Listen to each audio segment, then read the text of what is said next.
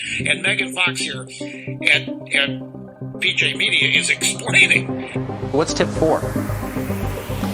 Well, don't trust women. I think you just touched on that with your Dancing with the Stars. You can still love me. I do. I love you all the time. But our First Amendment rights are huge. They are very important to me. They should be important to everyone. Don't be a public official if you don't want to be filmed, ma'am. Megan Fox. Yes.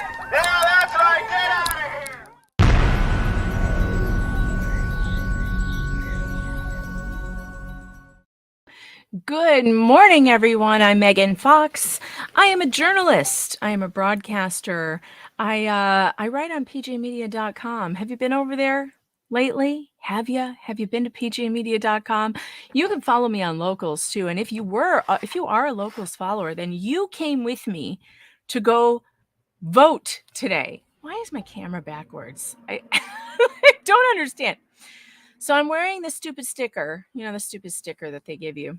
But I took my Locals chat over to the voting station today to show you how voting is supposed to work. Where you'd walk into the building, fill out a paper ballot, stick it in the machine, and then go home. It's amazing how easy this is. Apparently not not everywhere though, which is the problem. And all of these problems, all of them, have started since we began using electronic voting machines, which I think, and I have thought from the beginning, is the worst idea ever. Shawnette, you said you tried to get on Locals yesterday to join and it wouldn't find me. Well, that's easy. Go to meganfox.locals.com. And you should just sign up on your browser on a computer. I think that's the best way to do it. And then you download the app after you're subscribed, and then all your subscriptions will be there. Try that.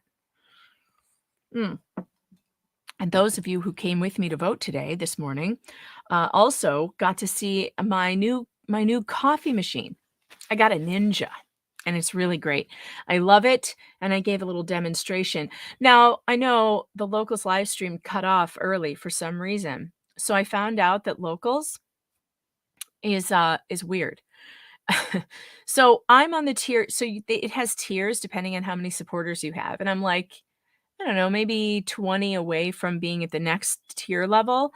And at the level that I'm at, I can only do 30-minute live streams. Well, my live stream cut off at 23 minutes. I was cheated, I tell you. I was cheated and robbed. So I sent them an email and we'll see what they say. Hopefully they can fix it. How are my beautiful people over on Rumble? I'm running over to the Rumble chat. Oh, and it is already hopping. Yeah. All right. And I did vote for Lee Zeldin. That's exactly what I did. Except I screwed up. And actually, I'm not sure why. I'm not sure what difference it makes, but the Conservative Party here in New York wanted everyone to vote for Lee Zeldin on their party ticket instead of on the Republican ticket. And I'm not sure why, but I'll do anything to stay out of the Republican ticket. So I was going to vote on the Conservative line instead of the Republican line. But for the governor, for some reason, I filled it out on the Republican line, and then everything else I did on the Conservative line. But I still have no idea why that matters. But the Conservative Party in New York tells me it matters. So I guess I have to. Oh, and there was a ballot initiative. Okay, first of all, if you don't know what ballot initiatives are, it's usually when they put something on the ballot that you're supposed to vote on as a group of people, so they want something.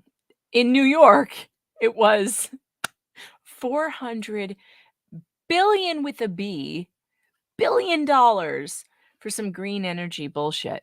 I was like, you know what that is? It's money laundering. It's graft. It's grift. It's letting politicians take $400 billion of your dollars and give it to their friends and cronies who turn around and give it back to them in donations. That's what it is. So of course I voted no. If there had been a tick box for fuck no, I would have checked that one instead. But no, there was just a yes or a no.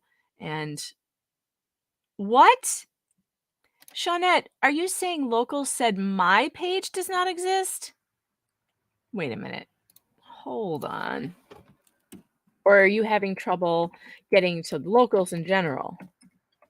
Let me try. If it doesn't work, it's there. It worked for me. meganfox.locals.com. Maybe you're having connection problems. I don't know. Locals need some work. But if you follow me on Locals, you will get notices when I am live.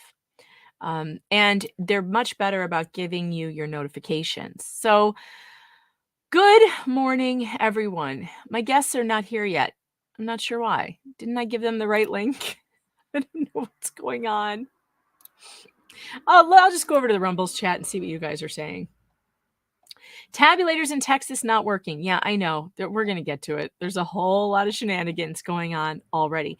And Maricopa County really needs to get its act together. I'll tell you what. Maricopa County is just outrageous. Okay, so in Maricopa County, I am to believe that this polling station where there are lines of people, here I'll show you, lines of people lined up. Hold on. Where is it? Charlie Kirk is tweeting about this, and they're already having malfunctions. And look at the line. I just want you, before I even play this, look at the line at Maricopa County. I have never, and I've lived in big cities, I have never seen a line that looks like this. Everybody wants to make sure that it reads and everything is fine. Can you repeat that? I can promise Can you. you start from the beginning and repeat that? So what happens is we have two tabulators. One of the tabulators is not working. Okay. The other tabulator is taking about 75% successful. So 25% of them are being misread, and it could be a printer issue, or it could be the tabulator itself. So when it's misread, you have an option to put it into what's called box 3, and it gets read, whether it goes downtown and gets read. Oh, they're moving ballots around. Fed into our tabulator. You don't want to adjudicate. They get read. No. Okay. So no one's trying to deceive anybody. Of course not. Not on election day. That would never happen, right? No, that would never happen. So choices are, you guys. Look at this line. I mean, look at that. This is outrageous. Maricopa County is a giant place with a lot of, like, how many people live there? Hold on. Let's see. How many people what's the population size of Maricopa County? Because I'm going to point out something that's absolutely ridiculous. 4.497 million people. Almost 4.5 million people are in Maricopa County. Let's find out how many polling stations how many polling stations are in Maricopa County. Let's see how many polling stations they have. 4.5 million people. That's less people than the city of Chicago, that has 7 million people. And I lived in, well, at least it did years ago. I don't know if it does now. I don't know what the population is now. But when I was living there, it was like 7 million people. My husband and I would go and vote. We lived in the city, like in Chicago proper. And we would go and vote on voting day. And I think we stood in line a couple times, and there were maybe 5 to 10 people in front of us. We were in and out, zip, zip. Why are there lines around the block in Maricopa County? Like, I really don't understand. All right, so let's see if I can find out how many polling locations there are. It looks like this is not going to be, there's not going to be an answer to this easy question, of course. All right, here's something, 2022. Maricopa County to double voting locations, citing COVID and misinformation. Oh, so they were supposed to double the locations in Maricopa County, and they still have a line that looks like this? How? I mean, honestly, how? I don't understand this. First of all, I believe that having not enough polling locations so that you have a line like this is voter suppression. It is voter suppression. There's no excuse for this. I bet there are probably 1 million people in Maricopa County that would volunteer to be elections workers just to make sure this doesn't happen. How on earth is this happening still? I mean, in Chicago, there's no lines like this. Now, admittedly, Chicago is the best at vote stealing. They've been doing that forever. I guess they don't need to create chaos by the long lines. They just wait till you're gone, and then they do whatever they do in Cook County. They wait till the polls close, and then they go through and change your vote. I don't know. But I do know. Here, I'll show you what they do in Chicago. I've got proof. Wait, hold on. So you guys know I like texting with Democrats. That's one of my favorite things to do around election time is text with the Democrats who send me weird texts and electioneering through the texting. Well, I got one that was really quite disturbing the other day. I tweet too much. It's always hard to find my tweets. All right, here we go.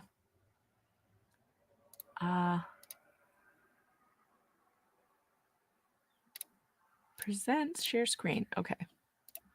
Here we go. So this is what they do in Illinois. This is what I got.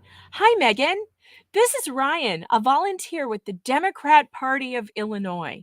I'm reaching out to make sure you have the information you need to vote on November 8th. Our records show your election day location is New Lenox Community Park in New Lenox, Illinois. Polls are open on November 8th from 6 to 7. If you have any voting-related questions, please call or visit. I texted him back. It's really weird, Ryan, that you have me registered to vote in Illinois for Democrats when I'm a Republican who has lived in New York for the last 6 years. To whom do I report this obvious fraud? And he responded. He said, I'm opting you out of text immediately. Have a great day. I said, don't do that. I want to know why you think I'm a registered Democrat in Illinois when I haven't lived there for 6 years. And when I did, I was registered a Republican. You have my name right, so you know who I am. Why am I still on the voting rolls? He never responded. So this is the kind of bullshit that they will pull in Chicago. And by the way, I never lived in New Lenox. So I am now registered to vote as a Democrat in a town I never lived in. Nope.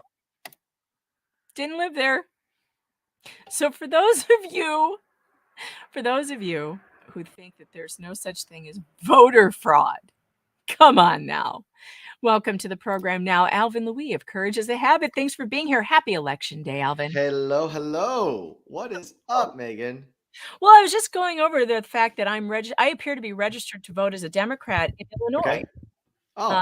I'm registered to vote in Illinois in New Lenox, a town I never lived in. And I got a text. Jesus. What? I got a text from the Democrat Party in Illinois urging me to get to my polling location and vote for them. And when I asked him, I said, why am I registered to vote in Illinois when I haven't lived there in 6 years, Ryan? He said, I'm opting you out of text immediately. Have a great day. Is this so? Wow. There's just. Hold the phone, Ryan. Ryan from the Democrat Party in Illinois. Maybe I should call him back. Should we call his number and find out why I'm registered? The cheating, they're not even pretending it's not anymore. We gotta count it. It might take days. I want to call Ryan. Let's do it. Call him. 872. It might take days to count it. And I love how they're all saying that. I know. All saying that. It's so funny. They're all saying that. Oh, what a surprise! What a surprise! It's not a real number to call. But he gave me a number to call, though. I mean, it said on here. It said. That's so funny. Hey, let me ask you something real quick. Yeah, go ahead. How are you presenting this at the same time? Like this screen here, you're just going to to your Twitter. I'll show you. It's easy. It's through the StreamYard. Yeah, you can. It's all a part of the options, right? Because you have two people, and then Well, you can do it. You can do it because if you look, there should be a little icon for you that says present. Yeah. But so how do you know? How do you pick which screen to present? Like it was Facebook or Twitter? Because right now you're doing your Twitter. Yeah, you go over to. Hold on. It's Chrome tab. It goes. You hit the Chrome tab instead of it says entire screen, window, or Chrome tab. You go to Chrome tab. And you pick the window that you have. And then you pick and then it gives you like a whole list.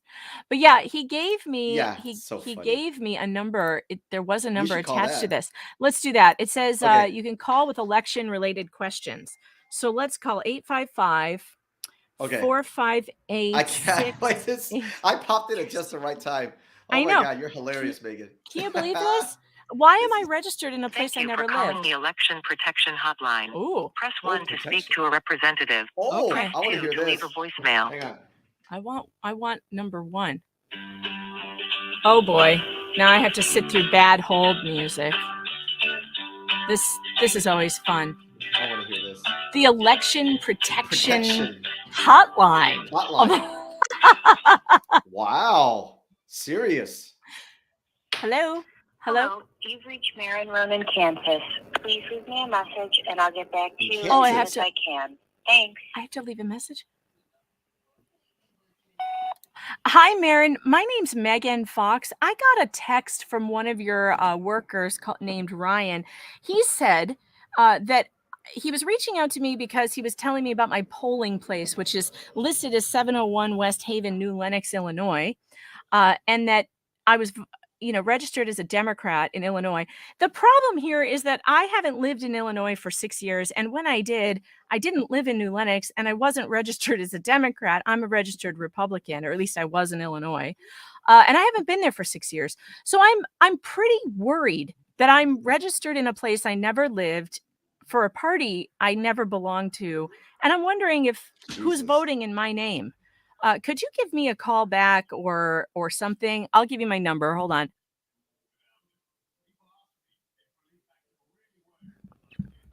I mean, like, honestly, Alvin.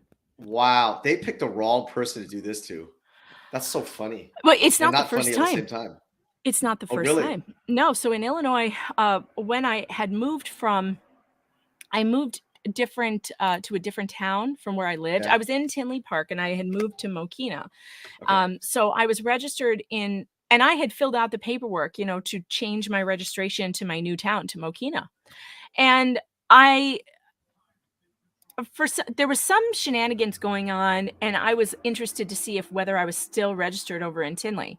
So I went there and I had my camera hanging around my neck. It was back in the day when you had when digital cameras were all the rage. Sure. So I had it hanging around my neck and I had it going. I had it filming, which is illegal in a polling place. I found that out later. But which it shouldn't be, because obviously you could catch them doing this kind of crap. But I had like a piece of black tape over the red dot, and I just figured, I would have the evidence if they were doing something wrong. So I walked in, I said I wanted to vote, and this was in the town where I wasn't registered anymore. And sure enough, there I am on the rolls. She hands me a ballot, and there's no ID. You don't show ID there. So she hands me the ballot, and I'm thinking to myself, I'm like, I could literally vote twice right now. I could just vote here, and I could go vote over. But if I'm not going to do that. Yeah. Wow. So I said to her, I handed it. I was holding it. And I said, you know what? I just came over here to see if you were going to let me do this. But I am not. Wow. I do not live here. And here you are handing me a ballot to vote. And she grabbed it back and she was like, oh, wait a minute. Hold on. Where's your ID? And I'm like, you didn't ask me for an ID. You were just going to let me do this. Don't be. Now you're trying to make make it sound like there's some. Yeah. Wow. That's crazy, Megan.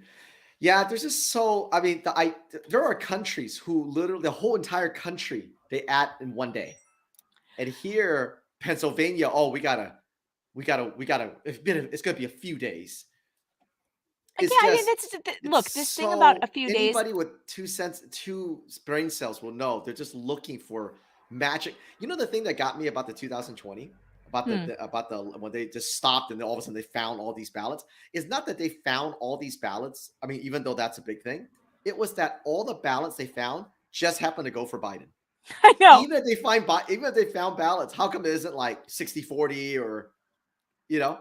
I know. Okay, so look at this. This is another, this is more evidence of shenanigans. And by the way, I'm getting shenanigans trending on Twitter. Hashtag shenanigans to any video that you see that shows Really? nonsense going on. Let's get it trending. Hashtag shenanigans on any of these improprieties. Now, look, our friend Haas Cash in Dearborn became a poll challenger, and look what happened to him. First polling complaint. Rob Maloney in Dearborn, where a Republican poll challenger made a police report this morning after not getting the access he wanted at City Hall.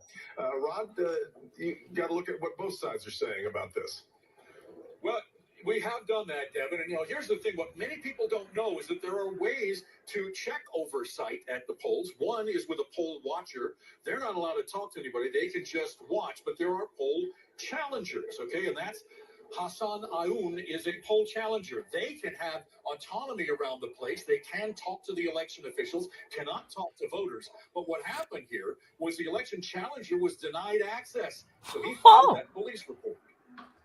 She said, no, you got to go sit in a corner over there. Hassan came to Dearborn City Hall, where there are roughly half a dozen polling positions and the clerk's counter, where absentee ballots can get turned in. The place quite busy today, and recently converted Republican Hassan Aoun received training as a challenger and came to do his job, only to get relegated to the seating position set aside for watchers and challengers. There's nothing to oversee. I'm sitting there. The overseeing is behind the counter, and they don't want me to go behind the counter. He is following his training and the law, which does, in fact, allow him the access he's asking for. So when the clerk's office turned him away, he filed a police report and left. Enter Dearborn City Clerk George Duraney with his view. A challenger may ask to go behind the counter, and if... Okay, wait. A challenger may ask to go behind the counter? So that means you can tell them no? No, that's not how that works, George. George Duraney of Dearborn, the city clerk, who's clearly trying to cover some shit up here. Like, no, that's not how challengers work. They don't need your permission to do their job, George. But listen to this. He or she can observe what we're doing, yes. But with our permission. Hassan says that last part is not in the rules, and Duraney says that he should have been allowed in. If I was here, I would have allowed them behind the counter. Okay, so it was a mistake that he wasn't allowed. Yeah, he should be able to. I'm not sure if that's what he asked. He said, I didn't speak to the gentleman, so I don't know. I want to make sure there's no fraud. No fraud whatsoever. I don't think we did anything majorly wrong here today. If he wants to come back and take a look at what we have behind the counter, that's They just got caught. But how could he say, with my permission, he can come? He can have autonomy, right? The rules say he has autonomy. He doesn't need anybody's permission. Yeah, No, he doesn't need anyone's permission. This is I just sent you a link. You're gonna want to share this. Okay. It literally happened in my city that I live in. Like right now, in the city I live in.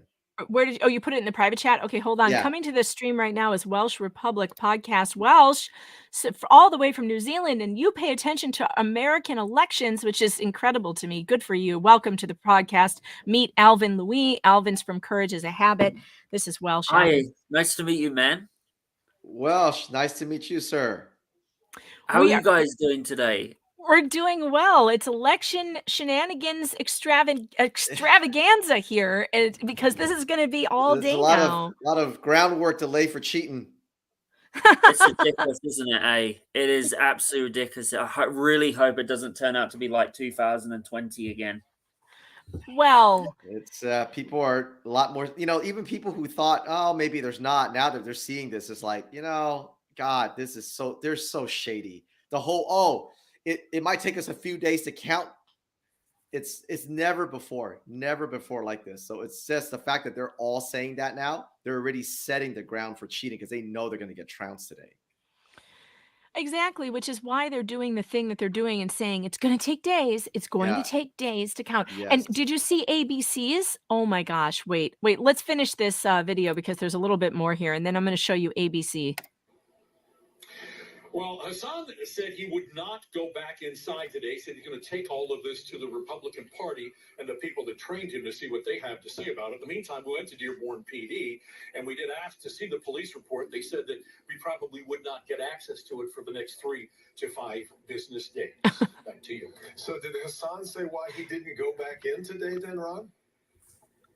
Yeah, well, what he said was that he didn't feel like he was welcome, and he thought that that could end up in a confrontation, and he said he did not want to end up arrested. And so he said, we're going to let this shake out another way. All right, Ron. Jeez. Well, Jeez. You know, by the way, Haas Cash is going to be on this program today at 2. He can make it at 2. So he's going to come tell us all Nice. about what that was like. And I want to talk to him about the training actually that he went through to be a poll challenger. I've actually never done that before, and I don't really know about it. So I think it'll be interesting to hear how was he trained, what are the rules, and what was that like? And, you know, good for him for speaking up, for calling the police, for making the report. Because this is the kind of stuff we cannot allow to continue. I'm Yeah. looking for that ABC thing. I'm gonna go find it because you're not gonna believe this headline. I love it so much. I'm looking. Welsh, I know you sent me the video of Maricopa County, which I played already. I showed people. Are you collecting? If you have any more of those, keep sending them to me. We'll just keep talking about, you know, the different shenanigans that are happening all over this country on election day that continue to happen ever since 2016. It's really just been since 2016 that this has been a thing. All right, check this out. Check this out. A red Mirage, ABC News. A red Mirage or an artificial GOP vote lead will likely reoccur on Tuesday. They're just everybody, all the mainstream media, the Democrats are all completely just setting the stage for a bunch of cheating. They know. Hey, look, when your platform is basically consists of kill babies at 9 months, or if they happen to be born, mutilate them and sexualize them. If that's your platform, you have a problem.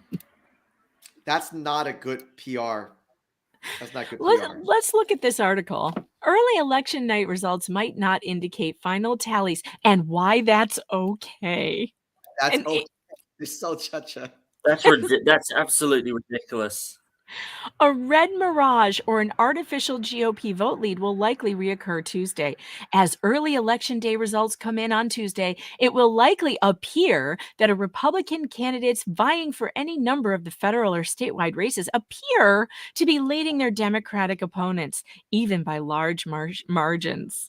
Their leads will dwindle or crumble completely after perceived dumps of votes are recorded by state election officials who count mail-in and absentee ballots in the days or even weeks following the election. Weeks? Weeks? We have to find ballots. It's going to be such a trounce. You know what? I didn't post that article. I should tweet that and put, because it's in my town. And shenanigans? Is it election shenanigans? Is that just hashtag shenanigans? Shenanigans? This phenomenon was popularized as the red Mirage or the blue shift after the 2020 presidential election, when former President Donald Trump took a deceptive lead in several competitive states on election day due to delays in counting of Democrats' mail-in ballots, their preferred method of voting due to the COVID-19 pandemic, or cheating. Only to eventually dissipate when the entire reserve of votes was totaled. The illusion was a principal component of Trump and his allies' false claims that the contest was fraudulent upon his ultimate loss to Joe Biden. Why and where we might see a red Mirage? This is likely to occur again on Tuesday, according to election experts, because the same cocktail of factors that led to a red Mirage in 2020. Democrats have continued to use mail-in voting more than their Republican counterparts. Yeah, because we go to the polls in person because we don't trust a mail-in voting. While some of the same decisive states will take a longer time to tally their mail-in, absentee, and provisional ballots due to state laws that prohibit their count until late stages in the electoral process. And also, don't forget about all those water pipes that are going to break at 3 a.m. Yeah, right. At 3 a.m. Don't forget. Because that's coming. It's going to be a rough night for all the water pipes in America. Yeah, everything's... Oh my All God. signs, look at this. All signs point to the fact that it's going to be extreme in certain critical states again. Said, and Pennsylvania top among them. Lawrence Norden, senior director of the Brennan Center's Election and Government Program, said, noting that certain candidates may claim false victories or legally attempt to stop or slow vote counts. I have never seen any election where they are so just hedging their bets, warning, oh, it might not be, it may not, we got to count it. I don't know. It's going to be an illusion that they're ahead. It is so pathetic and desperate. It is pathetic. It is so pathetic and desperate. Look, you get Democrats and Republicans have always gone back and forth for the history of the country, back and forth, whatever. But they have just gone off to beyond. They've gone on to the land of evil. You're talking about 9-month abortion, 8-month abortion, at-birth abortions, mutilating children, sexualizing children. It doesn't matter what else giving to talk about. porn to kids in school. Porn to kids at school. And then their best defense is it's not happening. And it's good it is. Like, yeah, they have just gone off into a world that even a Democratic voter cannot possibly. I know it. So that's it. They're going to get this trouncing, right? And the trouncing's got to be so big that no amount of cheating can cover it. Well, that's the only way Republicans ever win anything is to completely overwhelm the vote. And I'm sorry, but in today's issues, how with the economy, the economic collapse, inflation, grocery prices, and add that to the sexualization of the kids, porn in schools. I don't know how that doesn't actually end up being overwhelming Republican votes. Yeah. But wait, they're setting it up, Alvin. They're setting it up to say you should count on those big mail dumps at 4 a.m. because it's going to take your vote away. Yeah, gosh darn it. Welsh, did they do this in New Zealand? Did they do? Oh yeah, I got to go to your thing. Did they do this in New Zealand with the mail-in voting, or how do you vote there? Yeah, how does that work for you guys? We do have voting. I'm not an expert on New Zealand politics, but we do kind of have the same thing, but it's not as bad as it is in America. I would imagine. Well, it's a much smaller place too, so I guess it takes.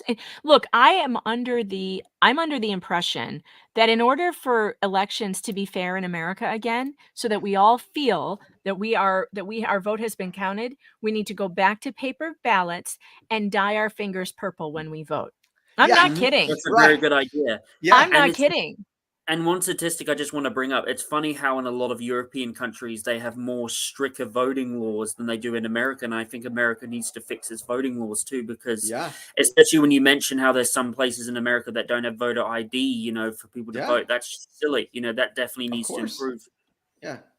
And then they try to, it's so insulting. It's always the Democrats. They always try to say voter ID is racist, as if black people can't go get IDs.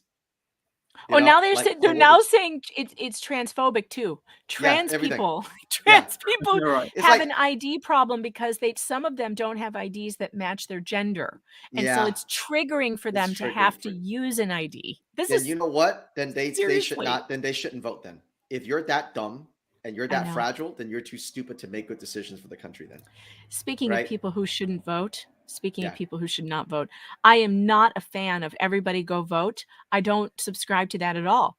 If you don't care about the issues facing your nation, please stay home. And if you are not informed of the issues facing this nation and you don't know, please stay home. And if you are not informed and you want to vote anyway, please vote on a straight Republican ticket, because they're the only people who are not batshit crazy right now. They might not be the best people, but they are not batshit crazy. And they've allowed a lot of this to happen, but damn, you got to stop the bleeding.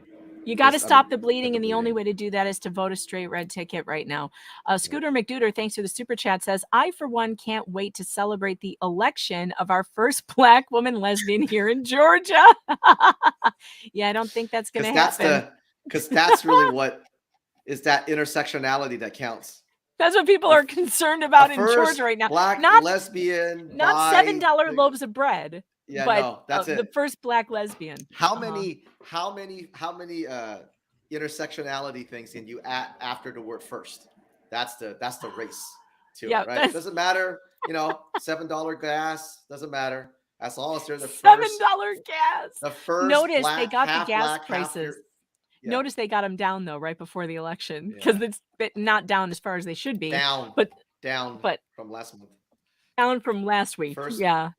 Yeah, down the first black, half black, furry, non-binary. Welsh, what are the gas prices? What are the gas prices by you? What are you paying there? I don't know much about the gas prices. They're not too bad, but I wouldn't say they're as bad as America's, but they're definitely getting better. Like in Australia, I heard that apparently in some places that they're running out of gas in Australia, but that's because the government in Australia are pretty much, stealing a lot of the gas resources because, filling Agenda 21 and Agenda 30. Because all of that stuff, because they're doing that, to make the food shortages happening. God. It's so crazy. Everyone's so nuts. Hey guys, don't forget to hit that plus button on Rumble and please share the stream. We've got a great crowd today. We're rocking and rolling. So please make sure you hit that plus button and share the stream. If you're on YouTube, hit that like button and subscribe. Don't forget to subscribe on Rumble as well so that you get notifications when I go live. Now, interestingly enough, I'm going to have a very busy day today. So I did what all busy mothers who work should be doing. And I'll share this in just a second, Alvin, but I want to show, the stream how organized I am today, because this is really something that I rarely do. I have dinner already on the counter in my slow cooker, and I'm just so proud of myself that I have to show you. Now, I have been told now, several of you are saying, yeah, sure, you're just using that because you're not allowed near the stove anymore. But I'm telling you that's not true. Just because I burned the hell out of my stove and had to get a new one does not mean I'm not allowed to use it anymore. But this is what's in the crock pot for dinner tonight. We're having crock pot spaghetti so that I can just stay online all day. Because I'm going to have 2 live streams today. So we've got this one right now. But coming up later tonight, after I go to a swim meet for my daughter, we are going to come back here and watch election returns together. So if either of you want to join me again for that, it's probably going to be at around 8 p.m. So I've got my election night spaghetti in the crock pot. It's already going. I am so proud of myself for actually doing that. You are totally ready. I'm ready. Well, this is like my Super Bowl. The entire staff of PJ Media, by the way, is like all geared up. Everybody's and I'm going to have a bunch of my friends from PJ Media coming on tonight on the election return stream. I'll try to hop by. I'd love to meet them. You should. I'm going to have Matt Margolis is going to be here. Athena Thorne is going to be here. And Athena is one of our new editors and she's fantastic. Chris Queen is going to be here. We're going to have, and they're all watching different elections. So it's fun. I'm going to get their perspectives on which elections. I need to get Stacy here too, Stacy Lennox, because she's in Georgia. And so she's going to be a great one to have talking about Georgia returns. And we're going to be watching only the far left media. It's going to be great. The tears will be flowing. It's going to be salty. And it's if you're going to watch MSNBC, tonight's the night to do it. I mean, I still to this day, Alvin and Welsh, I don't know if you've done this, but I do. When I get down, when I get sad, I like to go back and watch the 2016 news coverage of election night because it's so funny with all the news anchors who are just like, I don't believe what we're seeing here. I'm not sure. Is this real? I feel like we're waking up in hell. It's fantastic. It's fantastic. Yeah. All right, let's talk about this article, Alvin. Tell me about it. It's basically, it's right here in my town. It's in Indiana. And basically this poll worker got caught trying to influence the elections. He even got to the point where he was trying to get people to hit the Democrat down ticket for them, like in there for them. Like he's pressing the button and they're like, what are you doing? Okay, wait, let's read this. You got to read the article. It's unbelievable. I have to read it twice. I was like, come on. An Indiana election office reportedly ejected a Democrat poll worker over allegations that he had pressured poll goers against voting for certain candidates and even pre-selected Democratic candidates on a voting machine last week, local election officials told Fox News. The incidents took place at a polling place in Carmel, Indiana, under the Hamilton County Election Office. Hamilton County Election Administrator Beth Scheller declined to confirm the poll worker's identity in an interview with Fox News Digital, but detailed a report from the inspector at the polling location. Scheller stated that the inspector had learned on 2 separate occasions that may constitute electioneering and election interference. The poll worker, first identified by Chalkboard Review Executive Director Tony Kinnett as James Zhang, is now reportedly being investigated by the Hamilton County Sheriff's Office, and Scheller says she hopes to see Zhang prosecuted. The first incident took place early Thursday as a group of education activists stood outside the Carmel polling place and advocated for pro-parent school board candidates. Scheller says the workers spoke with a pair of Black voters who entered the polling station and urged them not to vote for the pro-parent candidates, arguing that the activists outside were racist. Oh my God. That pair of voters then cast their ballots and approached the activists outside, informing them of what the poll worker had told them. Now that part's the funniest. That's part the funniest. He approached 2 Black people and said, those people who are pro-parents are racist, thinking the Black people will be like, yeah, they're racist. They go in, vote, come back out and go, hey, that person's trying to influence us. That's really freaking stupid. That is. Just really stupid. It's fantastic. And you know what? Frankly, look, we need to talk about that too, is that the Democrats are losing the Black vote, and they're losing it big. And not just that, the Latino vote, the Muslim vote too. Everyone's changing, you know. Yeah. It's big in the United States, you know. It's just a complete their house of cards is finally starting to fall apart because they realize they just overreach too much, and then all these ethnic families, immigrants, they're like, we have nothing in common with you. Right. Nothing. No, they really don't. You guys just talked a good game over the decades about they really color don't. And supporting immigrants. But then you're like, wait a minute. You guys are actually completely opposite of everything we believe in. No, they really Asian, are. Same thing. It says the inspector then learned of a second incident, this one involving potential election interference. Scheller said the poll worker was assisting a voter with an electronic ballot and pressed the straight Democrat ticket option during the explanation. She said the voter was then confused about how to change the selection and raised the issue with another nearby poll worker. The worker resolved the issue, allowing the voter to cast a legitimate ballot, and then informed the polling inspector of what happened, Scheller said. Hamilton County GOP Chairman Mario Massalameni argued, that's a tough name, man. I think I said it right. Argued the incident raised questions about how many voters had been confused after receiving help from Zhang, but had not gone so far as to complain to other officials. Scheller says she's confident the 2 incidences were isolated. Yeah, sure. You're confident. How would you know that? How would she know? How could you know that? Yeah, you wouldn't. Scheller and the polling inspector had Zhang removed. He should have been arrested. And Scheller announced Friday that he would not be allowed back to the polling station. Well, why isn't he in the county jail? Because that's where he should be. That's right. That's where he should be. Massalameni condemned the incident in a statement on Saturday. This should serve as a cautionary reminder that those desperate to hold on to power or gain power will do anything, including breaking the law, to thwart the efforts of parents and taxpayers to replace our school boards with officials who more accurately reflect the values of their community. If you see anything suspicious, please report such activity immediately. This is just... Isn't that something? I'm not surprised at all. Hashtag shenanigans. Hashtag shenanigans. Yeah. Isn't that something? Yeah. Ridiculous. So these people are just these people are something else, isn't it?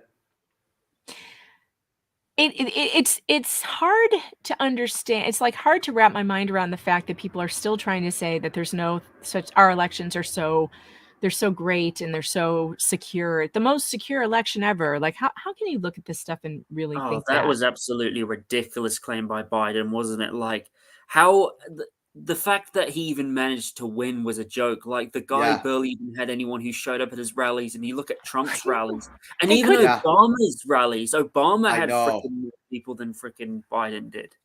They couldn't fill a high school gym for him, and we were supposed. Yeah. Now, look, I guess there's a possibility that his voter base just wasn't interested in showing. I think Mr. Fox explains it to me this way. He doesn't think there was fraud. He thinks there was regular fraud, the kind we see every election, but not anything that would flip it over. And in his defense, we weren't able to find any evidence of it. So you can't really say, oh, for sure it was stolen. You can say there were a whole lot of stuff. There was a whole lot of shenanigans going on that we all witnessed, but nobody was able to prove it. Okay.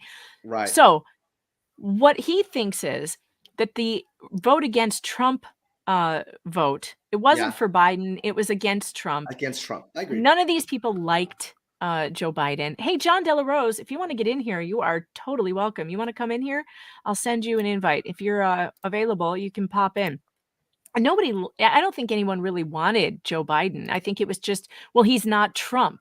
Yeah. And then the media did such a good job. And then people are so stupid these days, right? They're so dumbed down by education that, look, we're not trying to invite Trump over for dinner. You're not trying to be his friend, right? Yeah. Look at his policies and what he's done for the country and in the economy and everything else. There's no wars. It's just, everything else is immaterial, right? Mean tweets and stuff. That's your own feelings. That's too bad. Yeah. Calignoir says, have you covered the Hasidic turnout in New York? No. You want to, where is this? What's going on in New York? I don't know. Hold on. Let's see. Why is my rooster crowing like he won't stop? He's just crowing and crowing and crowing. Stop crowing. I don't know if you can. Oh, there's a new Hassan Shami has made a new video. I'm sure we want to see that. So while I'm looking for the Hasidic thing, let's watch the new Hassan Shami video on Twitter. Do not vote for Democrats. I like it. For all you fear-mongering leftists trying to claim that the Republicans want us dead, and for all you Muslims who are calling us Uncle Toms, let's just say, for the sake of conversation, that all Republicans are right-wing extremists. Well, I would rather force the Republicans to proclaim my rights as a Muslim, because even if they don't, I stood with dignity and I didn't sell my soul to the demonic left. The thing is, the Republicans believe that this nation was established on religious principles, so there's some form of common ground. But the progressives, no. The progressives want to shove their ideology down our throats to try to make us compromise our beliefs. And that is something I will never do. For all you fear-mongering leftists trying to... Yep. That's awesome. That's fantastic. He honestly speaking, that could have came from almost any immigrant, anybody who's a ethnic. I mean, even if you're born here, but you're not an immigrant, your family's an immigrant, that could have came from anybody, Hispanics, Asians, you name it.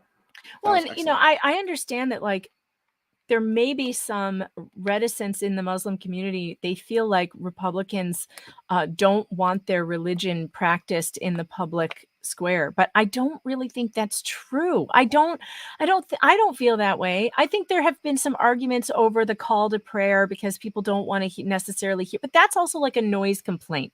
That's not really a religious objection. It's more of we don't do loudspeaker things in a neighborhood where people, might not enjoy that. That ruins their quiet enjoyment, which is something that is on our books, is on our laws. But otherwise, nobody cares. I don't think anybody cares what our Islamic neighbors and how they worship and what they are, how they live. I really don't. Yeah. No, I don't. Nobody really. I think, certainly there was, a lot of fear going around after 9/11 and, right. Because of all the terrorists came from that community. So that was kind of a rightly sold fear. But I mean, once people understood that, they're extremists too. And, and honestly speaking, I always say this about the Muslim community, because I had a couple of really good, really close Muslim friends in California. I still do. And it's just that the thing that made a lot of people nervous in America is that the Muslim community, the very thing that made a lot of people nervous is the very thing that's keeping them from being sucked into this transgender ideology right now. Is that they they're a very close group, insular. They don't really conform too much to the American culture. they will conform to the American opportunity. But that's you Right. can say that about Chinese people. That's You what could makes it say that about Chinatown. Yeah, you Little could say that Japan, exactly. Little all that stuff. Italy. All of Little every Italy, right? single immigrant community has its own space. It's And space. it's funny. I don't know why we have the fear we have of our Islamic communities, but we don't have the same fear of Chinatown. We go to Chinatown, we enjoy Chinatown, we go and we act like tourists there, and we eat the food, and we appreciate it. Yeah. And I think that it's been long enough. Like the Dearborn community, the Muslim communities in America have not done anything. Even like, okay, there are people in the chat who are like, they need to denounce the grooming gangs. Where? In the UK? We're not in the UK. Okay, Yeah. this has nothing to do. You're denouncing the people here that are doing it. That's Yeah, the most important. yeah. Hey, John, Ultra What's MAGA going John on? Delarose, That's welcome right. to the stream. How are you? Hi, John. How's it going? Nice to meet you. Alvin Lui. Nice to meet You've you. not met Alvin before? I don't think so, no. And this is Welsh Republic Podcast as well. He's terrific. We love him. And hey, nice to meet you, John. Hey, nice to meet you too. But I think that we need to get past whatever was stopping us from talking to one another, between the Christian communities and the Muslim communities, and start talking to one another. And this is a great step forward. I love seeing outspoken Dearborn dads just laying down the facts, man. He's spitting facts. Democrats, progressives, they have nothing to do with what Muslims hold dear and what Christians hold dear. And there's just no reason for it. All right. So I found an article about the Orthodox Jewish vote. It says it could prove critical in governor's race. Now, so this is another insular community. So this is interesting. So what other thing? Democrats have done the impossible. They have apparently brought Muslims and Orthodox Jews together. They will bring about the Middle world East. peace. Yeah. Of all the people, that's hilarious. It's going to be the groomers that bring peace in the Middle East. And look at that. I mean, this is kind of amazing. Orthodox Jewish vote. Okay, the ultra-Orthodox Jewish community tends to be one of the most insular in the city, but it also has enormous political clout, and the Orthodox vote could prove critically important in the race for governor. Republican Lee Zeldin won the endorsement of several Hasidic sects this week, following months of aggressive campaigning. Zeldin is one of only 2 Jewish Republicans in Congress, and his great-grandfather was an Orthodox rabbi in Brooklyn. I didn't know that. I knew he was Jewish. I just didn't know his grandfather was Orthodox rabbi. He talked to the Jewish community about fighting anti-Semitism and crime. Zeldin also talked to them about defending private religious schools known as yeshivas. Yeah, that's a problem in New York because New York wants to take over the private schools. The schools have come under increased public scrutiny and state regulation for providing limited secular education. They want to put the porn at the yeshivas. I'm not kidding. You think that's going to go over well? They're trying to force their sex education. Never. That, honestly speaking, this is only an affliction that they're trying to spread, this affliction and this social contagion. But for now, it largely affects the white students and the white community. And I'll prove it to you. Try to find me a picture of a Muslim or Asian woman that drove her daughter to the clinic and took a picture of her double mastectomy scars. Smiling. Yeah, you won't find it. You won't, How come you won't find it? Tiger moms don't do that. No. Right? You won't find that. Why? No. This is because if it's so natural. If this because is their just, kids are too busy banging the piano for 5 hours a day. Right. Really. Yeah. Exactly. Or their violin, or their guitar, or their studying, or their calculus, or their parents are just like, "Shut up, go to your room and do your homework." Right? That's it. That's the pronoun conversation right there. Exactly. You're erasing me. I'll erase you. All right, go upstairs and do your homework, and that's it, right? That's the conversation, right? This isn't just like, I am gonna listen to your delusions, right? And they'll be like, who told you that? I'm gonna go into school tomorrow and kick some ass, right? That's it. That's parenting, right? Yeah. And so this is why this largely affects, and I think Megan, you and I talked about this, and my observation working with parents across the country on this is that the reason why white kids get sucked up in the transgender cult is because we've now told white kids that they're oppressors and they're a piece of craps and they're white and they're horrible and everything they do it's right. It doesn't count. We shouldn't listen to them. And so they have such low social value that the moment someone gives them a little bit of love bombing, when they join, get a pronoun or do something, they cannot You get a wait. pronoun and you get a pronoun. Well, yeah. They get so, this is for the first time a white student gets social validation. That's why they get sucked into it. Because they're on the bottom of the victimhood pyramid. Yeah, it's the victim culture. Like you get attention for being a victim these days. That's why people like Keffels get such an online movement. By the way, Keffels took a bunch of money for a GoFundMe. If you don't know who Keffels is, Keffels over $100,000, right? Yeah, over $100,000, and then just ran off with it. Didn't help transgender Didn't causes. he like nothing. travel It was, to Europe or something? Traveled to Europe. Yep. Yeah. That makes sense. So, That's a good grift. Yeah, good I gotta job say, virtue signaling, guys. I gotta say that was a good grift. If I could figure out how to grift like that, I would be in. I would not need rants for pants. I know. I'm thinking about saying I'm a transgender now. If I get $100,000 on the GoFundMe, jeez. Oh man, what a scam this is! And then you know what? I don't. The Black Lives Matter scam to me was kind of funny. It's like, if you're stupid enough to give money to a bunch of rioters, then you know what? That's on you, right? Buy large mansions, right? But I find that funny because largely the Black Lives Matter, obviously, if you're a business that got looted, that's not funny, right? That's your livelihood and that's your whole life, right? A lot of these small businesses, they have mortgages on the business and everything. But if you got sucked into the Black Lives Matter trend, and you walk away feeling stupid, there's no real harm to you, right? You just are stupid, right? And then you just learn from it. We've all done stupid things. But the transgender cult, that's not something you can come back from. If you're taking hormone blockers and you get sucked in like that, that's not something you can just say, oh, when I was 15, I took hormone blockers and cut off my tits, but I found out it was fine. I mean, that's not something. In fact, did you know that there's a new lawsuit that has been filed in against medical professionals who really? Let's see, it's I just read it this morning. Sues medical. It was in the UK Guardian, but it's an American story. Hold on, see if I can pull it up. It was one of the ones who spoke at the Florida thing. We watched her speak. Here it is. Is it? No, this one's in Australia. Hold on, darn it! I'll look for it. It's on but it's happening. It's happening. It's going to be on the West Coast. It's happening somewhere in one of those Northwest states, either Washington or Oregon, if I remember correctly. And it's one of the girls that spoke at the Florida Board Medicine of Osteopathy, and she's suing the psychiatrist and the what was the other thing? Maybe the gender therapist who referred her for breast mastectomy after two Zoom meetings.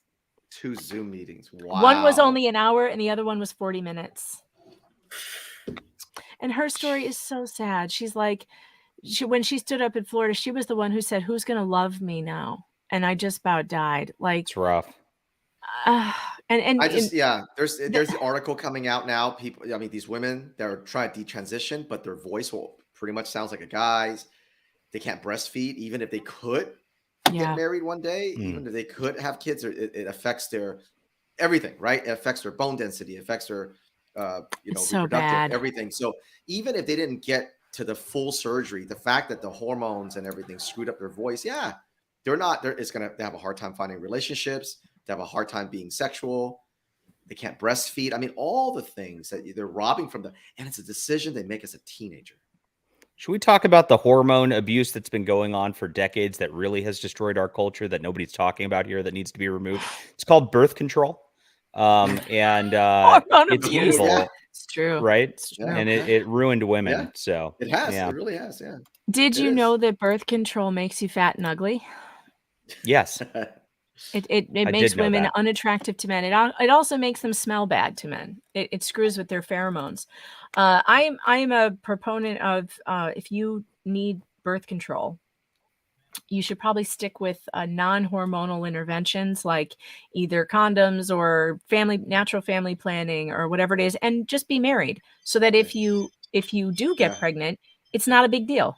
You just have a baby. Our last baby was a surprise. Our last baby we weren't planning on it. It was kind of an oh shit moment. I was 40. Like, nobody wants to have a baby at 40, do they? I mean, I guess, but that decision was like an easy one. It's not a decision at all when you're married and you have an oops. Sure. You're just like, well, time to get out those baby clothes in the basement again, you know? Yeah, right. Yeah, another 2 years of diapers, a year and a half of diapers.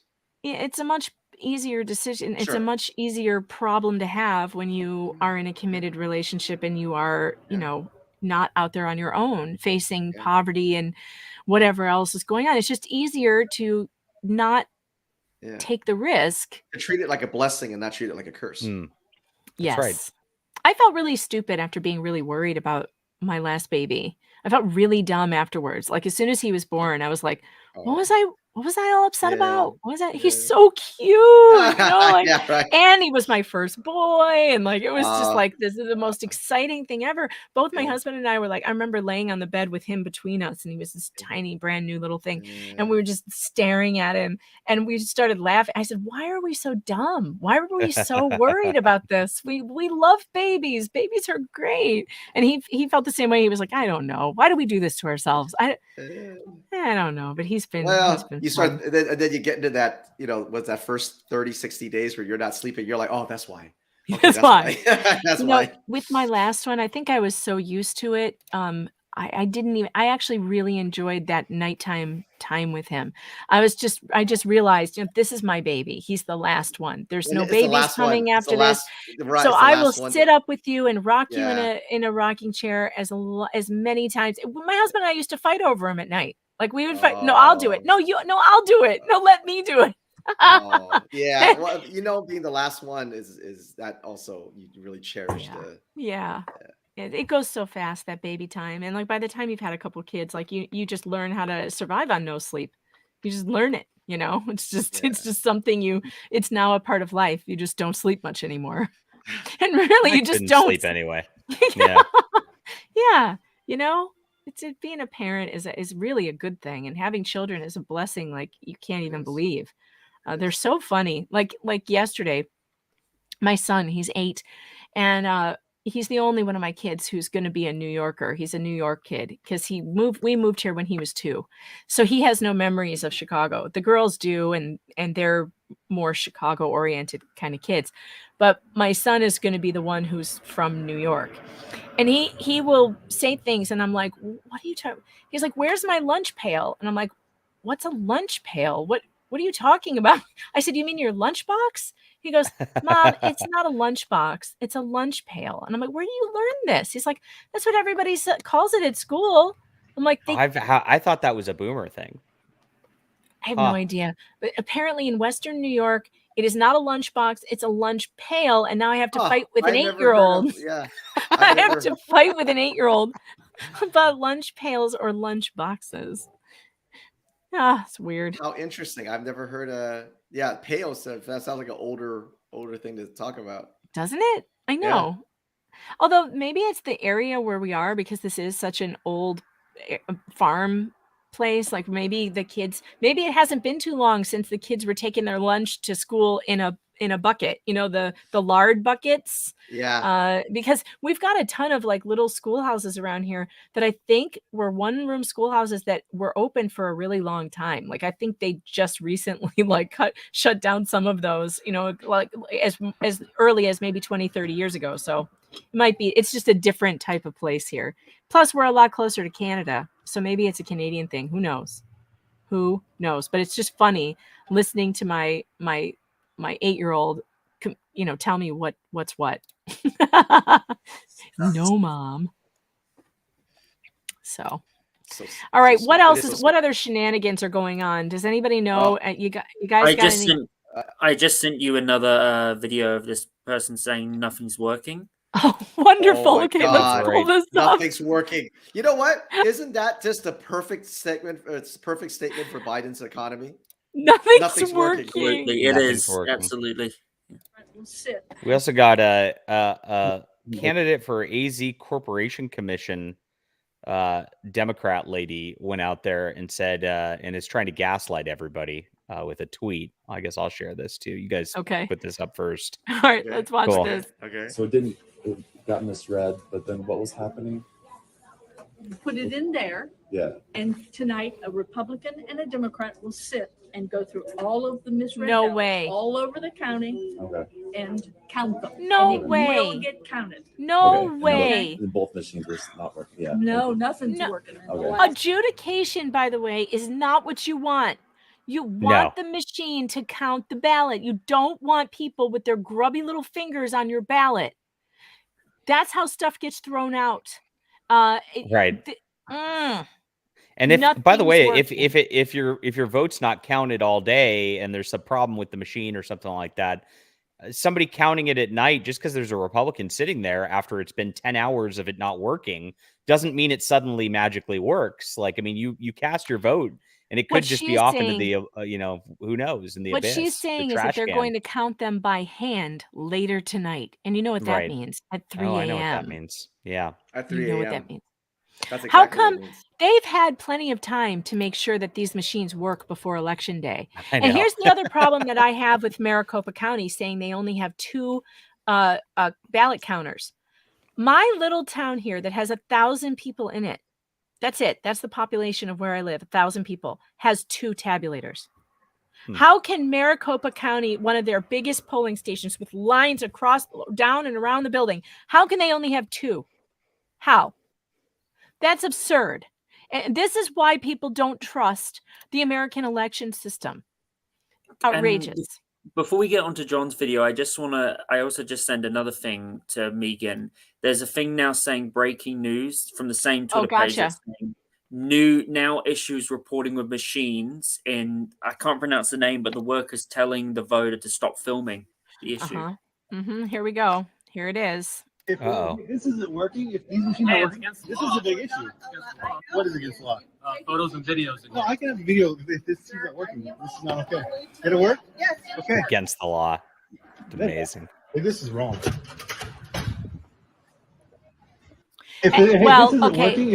There are laws about filming inside a polling place, and they don't want you to do it.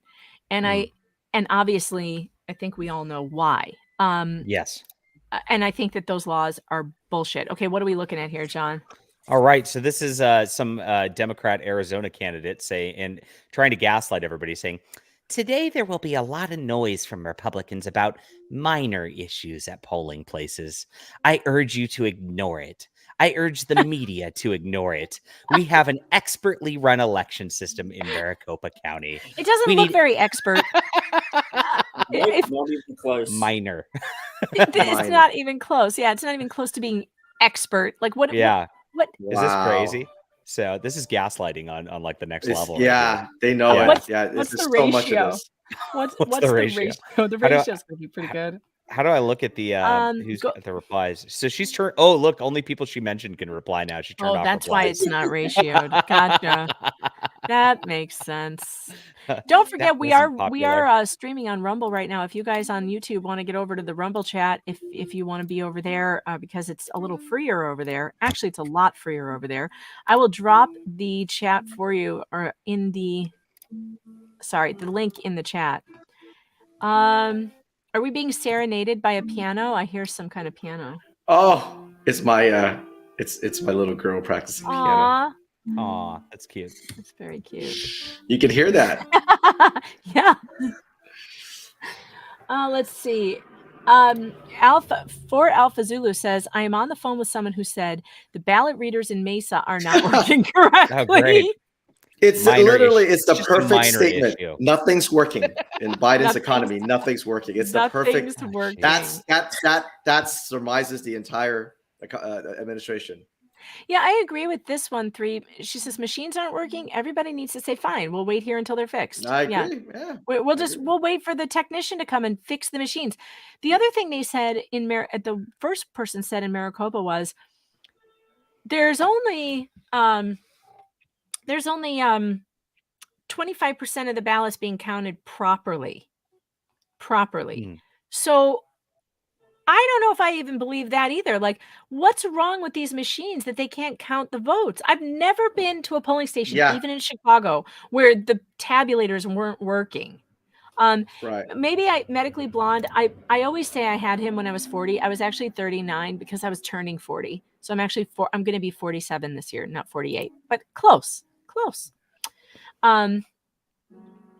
Yeah, I had him right before I turned 40. Yeah, right before 40. I had him at 39. Okay. All right, let's see. I'm looking at, I got to go over to Rumble because I keep missing the Rumble chats. Yes, I did talk about Haas Cash being denied access as a poll challenger. He is going to come on the stream at 2:00. So he will be here to talk about that at 2. Stark says your YouTube link says the video is unavailable. That can't be. Everybody on YouTube seems fine. Is everybody on YouTube okay? You guys can still see the video? I mean, I can see it. Yep. Look, I mean, all I can see. Yeah, we're on YouTube. It's okay. So if you're probably just having a problem on your computer. All right, checking the Rumble chat. Holy cow. Super Axiom says birth control suggested by my doctor, and I had migraines 1 time a month. I got ocular migraines where I was blinded for a couple of hours until it passed. Since going off, only get migraines maybe 1 time a year. Ooh. Wow. Speaking of hormones, right? That's what John was saying, yeah. Well, hormone therapy is very dangerous, actually, and that's what birth control is. Birth control pill is hormone therapy, and it can be very dangerous. So it's better to go as naturally as you possibly can with everything, in my opinion. Yeah, if all possible, sure. If at all possible, if there's a natural way to fix something, you should do that instead of relying on big pharma. And the best way to not have problems with unplanned pregnancies is to just simply don't put yourself in that position until you have a stable life. Period. It's easy, you'd think. I like it when Roe got overturned. When Roe got overturned, all the feminists were like, we are going to withhold sex from everyone. And it's like, well, that is exactly what you should do. I know. Yeah. It's like they come full circle. You finally figured it out. You figured out that abstinence works. It's oh beautiful. My gosh. Yeah, don't take the risk, for years. Morons. But it was funny too. It was always the most unattractive that said that. You're like, I don't think that's gonna be a big problem there for you. Spirit Matter wants to know how long will the stream run today. This stream is going to go probably until 2:30 after we talk to Haas, and then I will come back around 8 p.m. We are going to do an election returns extravaganza. John, you're invited to that if you want to come as well. We're going to watch the Salty Tears flow on MSNBC. We're going to watch it on ABC. I'm going to switch between the far left news, watching them describe the election and see how they try to gaslight us in real time. Hey, John's really close to 10,000 subs. That's awesome. You guys I can figured I'd chill in the chat. You guys can push him over 10,000 today. That would be great. Go over and subscribe to John Della Rose on YouTube. Now, Megan, when you hit 10K, did you see so I've heard that at these milestones, YouTube opens up your algorithms to show your video. You don't think so? No. And in fact, I was supposed to get my store linked when I hit 10,000. They were supposed to link my store to my channel, and they wouldn't do it. And when I got YouTube support, I asked YouTube support why, and they wouldn't tell me exactly what I did wrong, but they said that my channel had too many videos that were not suitable for advertisers. And I was like, wait a minute, which videos? Which ones? I'll take them down because they're probably from years ago or whatever. Which one? They wouldn't tell me. Yeah, so I'm useless. This is what they do. Unfortunately, the corporations at this point, with all their stuff, and this is why all the bannings are so frustrating at this point. You don't know what you did half the time, and so it's it's against the terms of service. Well, great. I don't want to be against your terms of service. Can you help me figure out what it is? Right. They won't tell you because they know if they give you a reason, it's opening them up to sue them because the reason's usually false. Right. And so that's why they don't tell anybody. And because they don't tell anybody, it actually protects them more. It's such a terrible system we have right now. Yeah. It's awful. Absolutely awful. It's ridiculous. All right, let's go back over to Twitter. Let's see what's going on over there. What is trending right now? New issues. Is this a different one, Welsh? Is Wickenburg? Oh my God. I just sent you this other one. Someone at a high school is having to wait in an hour to the voting machine's gone down with this guy called Eric Graves. Look at this. Look at this. There's another one. So wait, is this the same one or another one? I think this is the same one. Oh, that's the same one. That's the same one. All right, hold on. There's another one that you sent me. Here it is. Broad Ripple High School polling location, waiting more than an hour. You guys, what is wrong with Maricopa County with these lines? And Philadelphia, by the way, same thing. I lived in Chicago. I voted in Chicago several times. And I never stood in a line like this ever. And Chicago has more people than any of these places. Look at this. Jeez. Standing in line for more than an hour to vote. This is voter suppression is what this is. It totally is. And they're making it difficult to vote in person on purpose because they want that mail-in ballot system. That's right. They can mass. They can manipulate. They can That's all manipulate. this is about. Yeah. That's it. If you cannot get people voting in a few minutes, you're doing it wrong. You need more polling places. Eric Graves reported, he's a reporter. He said, it took me about 90 minutes to get through. Poll workers said they were working to get the problem fixed. Not sure why I was told there were just 3 machines earlier. Definitely more in there when I voted. So they had way more than 3 machines, but they were telling people they only had 3. Maybe they were only using 3. I mean, who knows? This is outrageously stupid. That's what I think.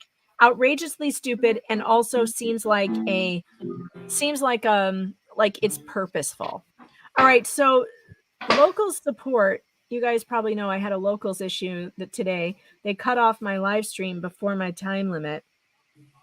And they finally just got back to me. Let's see what they said. Locals cut off your live stream? Yeah, Really? and I'm on they make you on these tiers based on how many supporters you have. And I'm at the lowest tier because I don't have a ton, which is fine. But Chad, let's go support Megan. It said he wants me to clarify. And I'm like, it said I was running out of time. That's what. And then it cut me off. And I want them to explain to me why that happened, because I'm supposed to have a 30-minute limit, but it cut me off at 23 minutes. So yeah, I don't like it. I don't like it. Oh, guess what? Guess what just published? So you guys don't know about this, or maybe you do, but check it out. I have finally published an all-inclusive 6,500-word magazine-length article about the Cynthia Absug case. Everybody keeps asking me, where can I read about this all in one place? This is it, okay? It is 6,500 words, all right? Wow. And it is free. 6,500 words. It is free. Jeez, Megan. But it had to be done because it's a very complicated case, and everybody keeps asking me, where can I catch up? How can I get the information? And it's just easier than going around to a bunch of different articles that I wrote, It's like, so this is the sentencing, including almost all of the background. It's all here. I'm going to drop the link, clickety click. I will put it on YouTube, on Facebook, and on Rumble. Please share it around, because this is going to be the most comprehensive report about the Cynthia Absug case that you will find. I've heard that so many times, by the way, you saying clickety click, but it's like your brand now that I find myself starting to say it and I'm just like, oh gosh, Megan got me. It's so catchy. It is. Hey Megan, I gotta bounce to another meeting here, but thanks for having me always. I always we didn't play your video. Can we do that real quick? Yes, we can. Yes, we can. So let me set this up. You're talking about the Carolyn Stone, right? Yeah. All right, let me set this up. Because there's only a minute something video. So for those of you who don't know, I work for Courage is a Habit, and we're a organization that makes tools and strategies for parents so that they know how to fight back in the K through 12. One of the groups that we've been exposing all summer is the school counselors and social workers. Parents never look at them because they still think they're guidance counselors. So there's one organization that controls most of the training and trainings and objectives and missions for school counselors in K through 12. It's called the American School Counselor Association, but they're kind of largely hiding in plain sight. So what we did was we went to their annual conference in July in Austin, and we grabbed all their videos, we grabbed their PowerPoints, we grabbed their handouts, and we planned on something called Behind Closed Doors. And it was this like long, months long. We still got a ton more. It was a months long drip of exposing for the radicalness that these school counselors are. The school counselors are the biggest pushers of the transgender cult and destruction of parental rights, not the teachers, not the school boards. A lot of them are awful, don't get me wrong, but the school counselors are the ones that's driving the culture. Anyway, that's the setup. I just released a video this morning. I sent it to Megan last night. This is, and I'm going to say this slowly because you won't believe it, the head of the ethics committee of the American School Counselor Association. The ethics committee. The head of the ethics committee. She's been the head of the ethics committee for 20 years. This is her giving a training during that conference that we went to, explaining to school counselors that their ethics depends on the state they live in.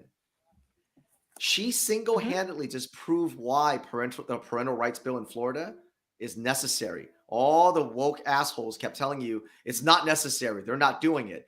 She's saying in this video, and you can play it now, Megan.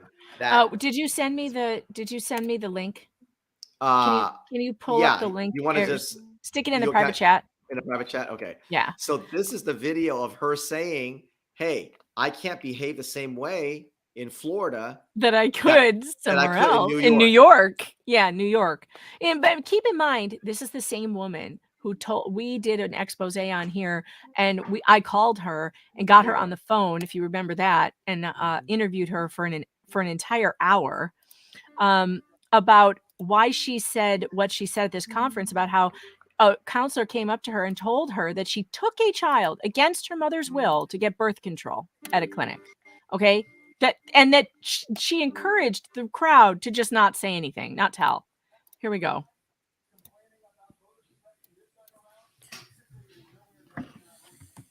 Carolyn Stone.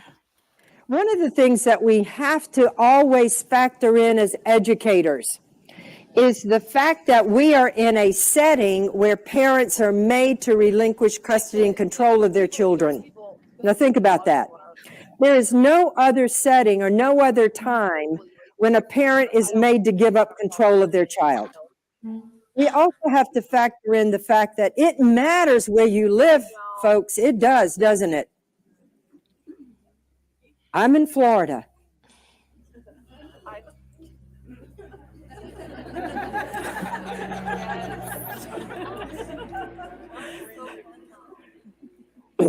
It matters that I'm in Florida.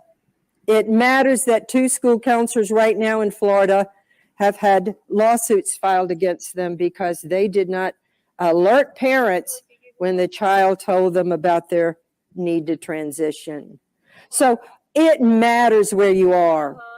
Some states, you're not in dealing with these issues quite the way others of us are. So it's not, ethics are not a one size fits all, as you know. Ethics are situational. You have to apply them where you live. I can't behave in Florida the way a New York City counselor can behave. That's right. And that's why we need bills like the Parental Rights and Education Act, like they have in Florida. Alvin, thank you so much for bringing this to our attention and for doing the work into this. It's amazing. Hey, you're welcome. Hey, didn't you guys know your ethics depends on the state? Like if you can't kick puppies on one state and then the other state allows you to kick puppies, you just go kick puppies, because your ethics are just, changes depending on what state you live in.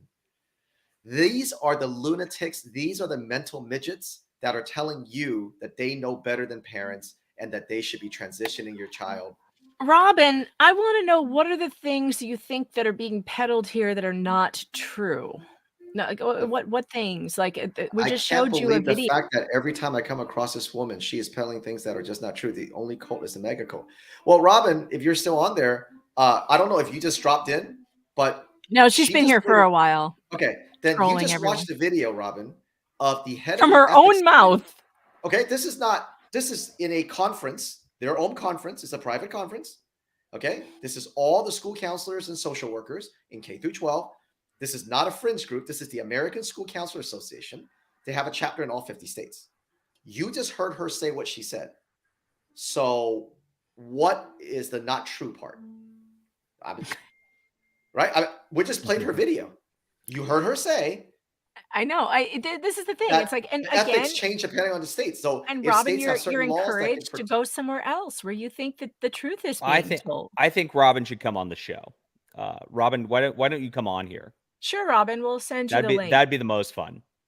Entertaining. We've got a lot of videos from Tell us what you think. You can listen. Yeah, you can listen for yourself, and you tell me what's the lie. I mean, unless you're saying they're lying, because we're not lying. I'm just playing a video that we got from their conference that we went to. So Robin says, case in point, you have to be really off the rails when Locals cuts you off. It's a technical glitch, Robin. It wasn't because of anything I said. Locals doesn't censor people. Then they go deflect to the other thing, right? They can't go to the. I love holding the mirror up to these people, because then they just have to deflect because they can't. Robin, you're welcome to come on the program. I'll send you a link. I'll send you a link right now. Pop in. You want to talk? Yeah. I don't know that Robin can handle like an ultra MAGA alpha male though. So, Yeah.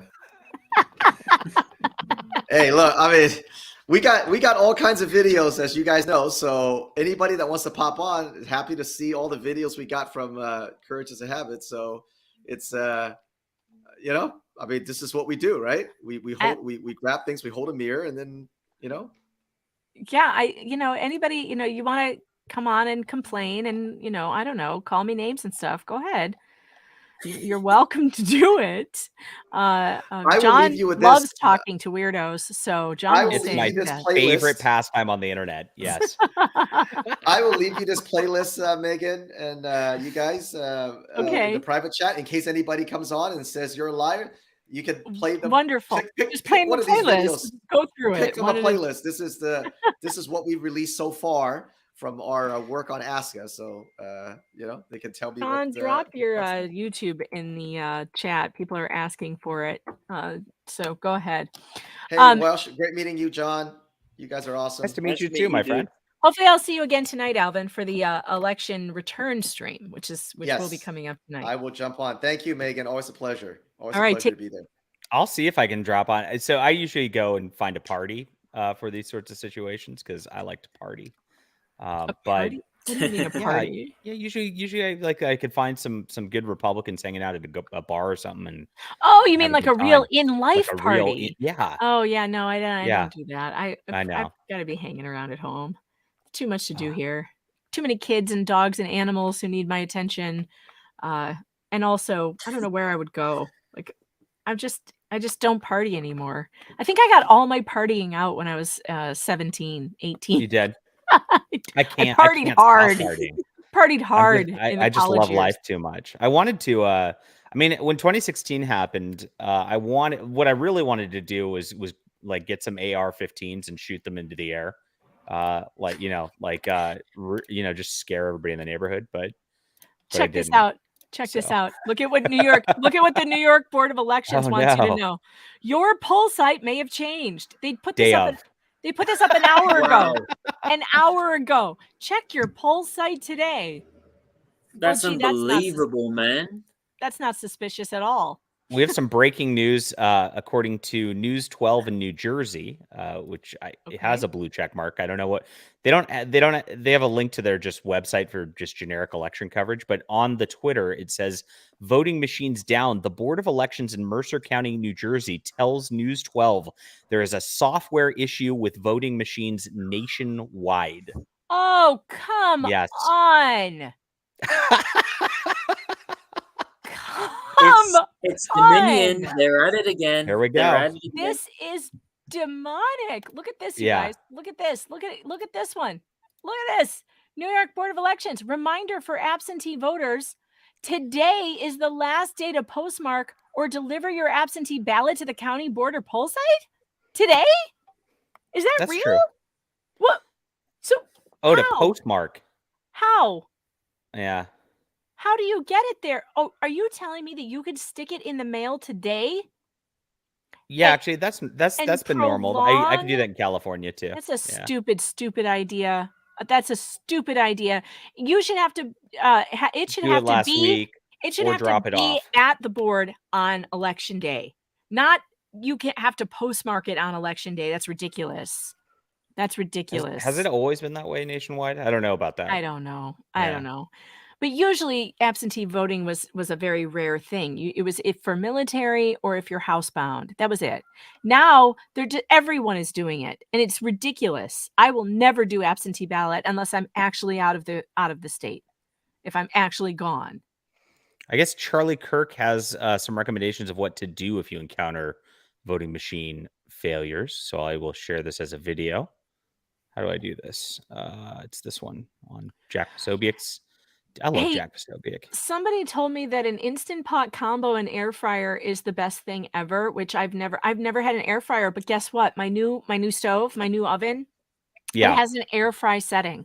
I haven't tried it yet. Air frying is life-changing. I've never it is tried that it. good. Yeah. Will I be able to get rid of my deep fryer? Is it that good?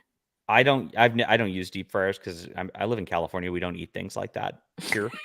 Well, I have children. They love chicken nuggets, and they're only good in a deep fryer. Period. It'll work in the air fryer too. Deep fryer are really good. Yeah. Oils and things like that we don't do. Yeah. Oh, you're funny. Air fryers are fantastic. Yeah. So we've got more Maricopa County news. It looks like a press conference. Hold on. We're getting over there right now. All right. I can't wait to try the air fry setting on my new stove. Hopefully I won't burn the house down again.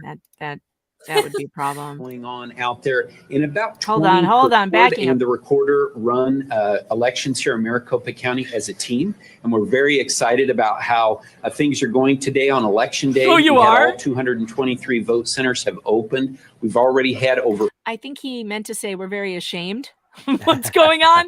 I don't know why he used the word excited, but sir, you should not be excited about how any of this is going. But let's let him continue. 45,000 people who have checked in and already voted today. We did want to come out and discuss one issue that's going on out there in about 20% of the vote centers. Again, we have 223 vote centers across the county. In about 20% of those, when people will go and they try and run the ballot through this tabulator, maybe 1 out of every 5 or so of those ballots, they're not going through. And the recorder run election. Why is that?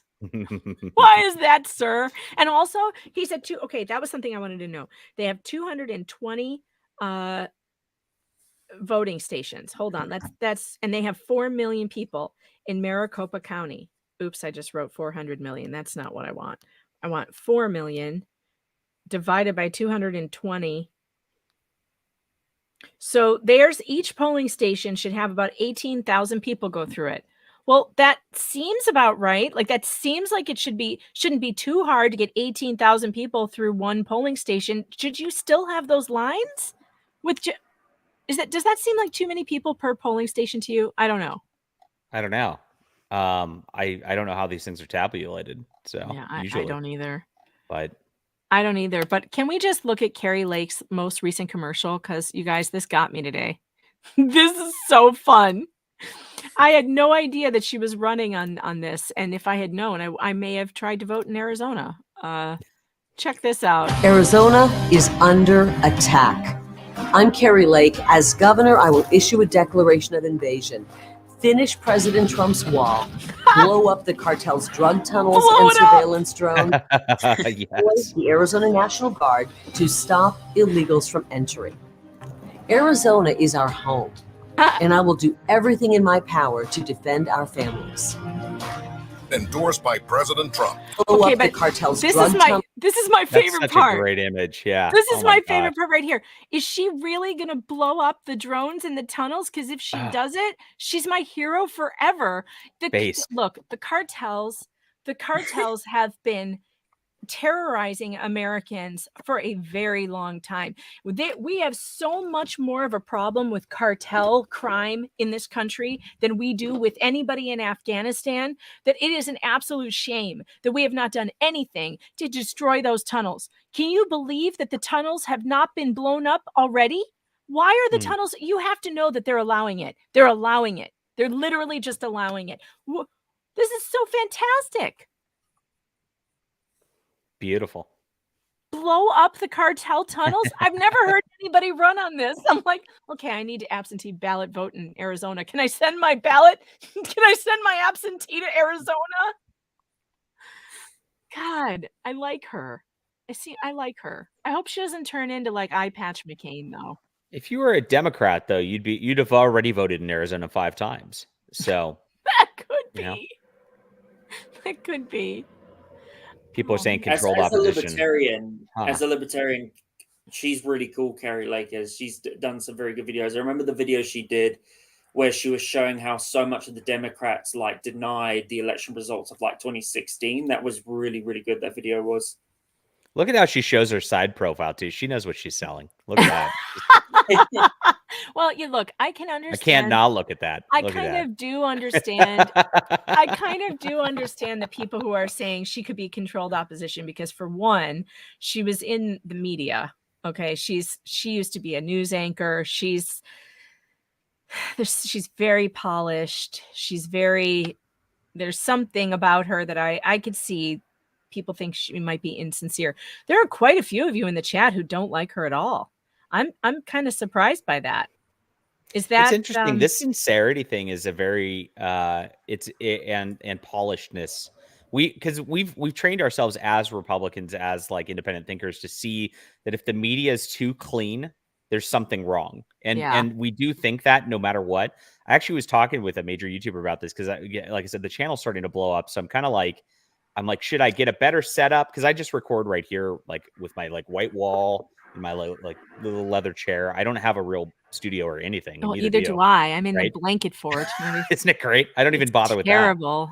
But so I'm like, should I clean things up? Should I make a nice like presentation? Like and the guy goes, no, like it's better that you just like are just like off the cuff. You don't have a production facility because people understand that means like that you're just real. You don't have a media company behind you. I thought that was really interesting. So true. That is the perception. My chat's always like, long live the blanket fort. The blanket fort. I just wish I loved it in the summer room. when you were streaming outside and there was just so much background noise. It was just like the cars driving by. It's like... I know. I wish I didn't have this road that is kind of loud right here because it does kind of ruin my quiet enjoyment. But then again, we got to have roads out here in the country, and we have a very few of them. So everyone's on the ones we have. But yeah, I'm looking at the chat on Rumble. Everybody on Rumble seems to love Carrie Lake. Upon the Horizon says, Megan, stop it already. Carrie Lake is pure fire. I like her. I think she seems fine. Jay Wink brings up a very good point. Jay Wink says they are constantly digging tunnels. So even if you blow one up, there's 5 more on the way. Well, just keep doing it. Just keep doing it. I don't care how many times it takes. Just like keep doing it. Flood them. I don't know. I think it's a great idea to attack the tunnels and keep the cartel from coming into this country. Keep them from being able to use these. They are not just trafficking fentanyl and deadly drugs here. They are trafficking children for sex trade and other things. And they're doing horrific things to people. The cartel is every bit as violent and awful as ISIS. They cut off heads. They do horrible things to people. Rape trees and all the other things that are going on the border. The cartel needs to be wiped out. And yes, I support invading Mexico to do that. I have no problem with that. Wipe out the cartel. It's been long enough. The whole problem is, everyone's like, yeah, the war on drugs, that's been going on forever and it's never going to end. That's because it was never a war anybody wanted to win in this country. If we just threw our military into Mexico rather than like Iraq, like we would have solved everything. Just put our military on the border and let them go about, 50 miles in. And just that's how far. You're not coming past. We should move the border. Let's have a buffer. Border. Can we have a buffer border? Like, I think Mexico should make a deal with us where we get maybe 20 miles inside on their territory. Do we want that though? I mean, Central Mexico kind of sucks. I just want to annex Cabo personally because that's all I want. We're not going to move there. We need a buffer zone. We need a buffer between our border and Mexico. We need like a wide area where we can just round them all up and send them back. Like the old demilitarized zone, right? Yeah. It's like, no man's land. That's right. Oh, apparently I'm not the first one to have thought of this. Yeah, but I'd like Cabo too. Electric Cabo's pretty nice. I don't like fence. anything else about Mexico. All right, let's see. What else are we doing? I pulled up the Charlie Kirk video real quick about his advice for what to do with these polling machines on a more serious topic. Let's hear So this. here's this. What do people do when they go to vote? You have they're to holding the line. demand the What do election they do? worker processes your ballot, and you stay there and wait until they have someone come and fix the machine. You do not put the ballot in box 3. So we're not doing box 3, door 3. No. You don't do box 3. You don't do door 3. Look, I mean, hold the line.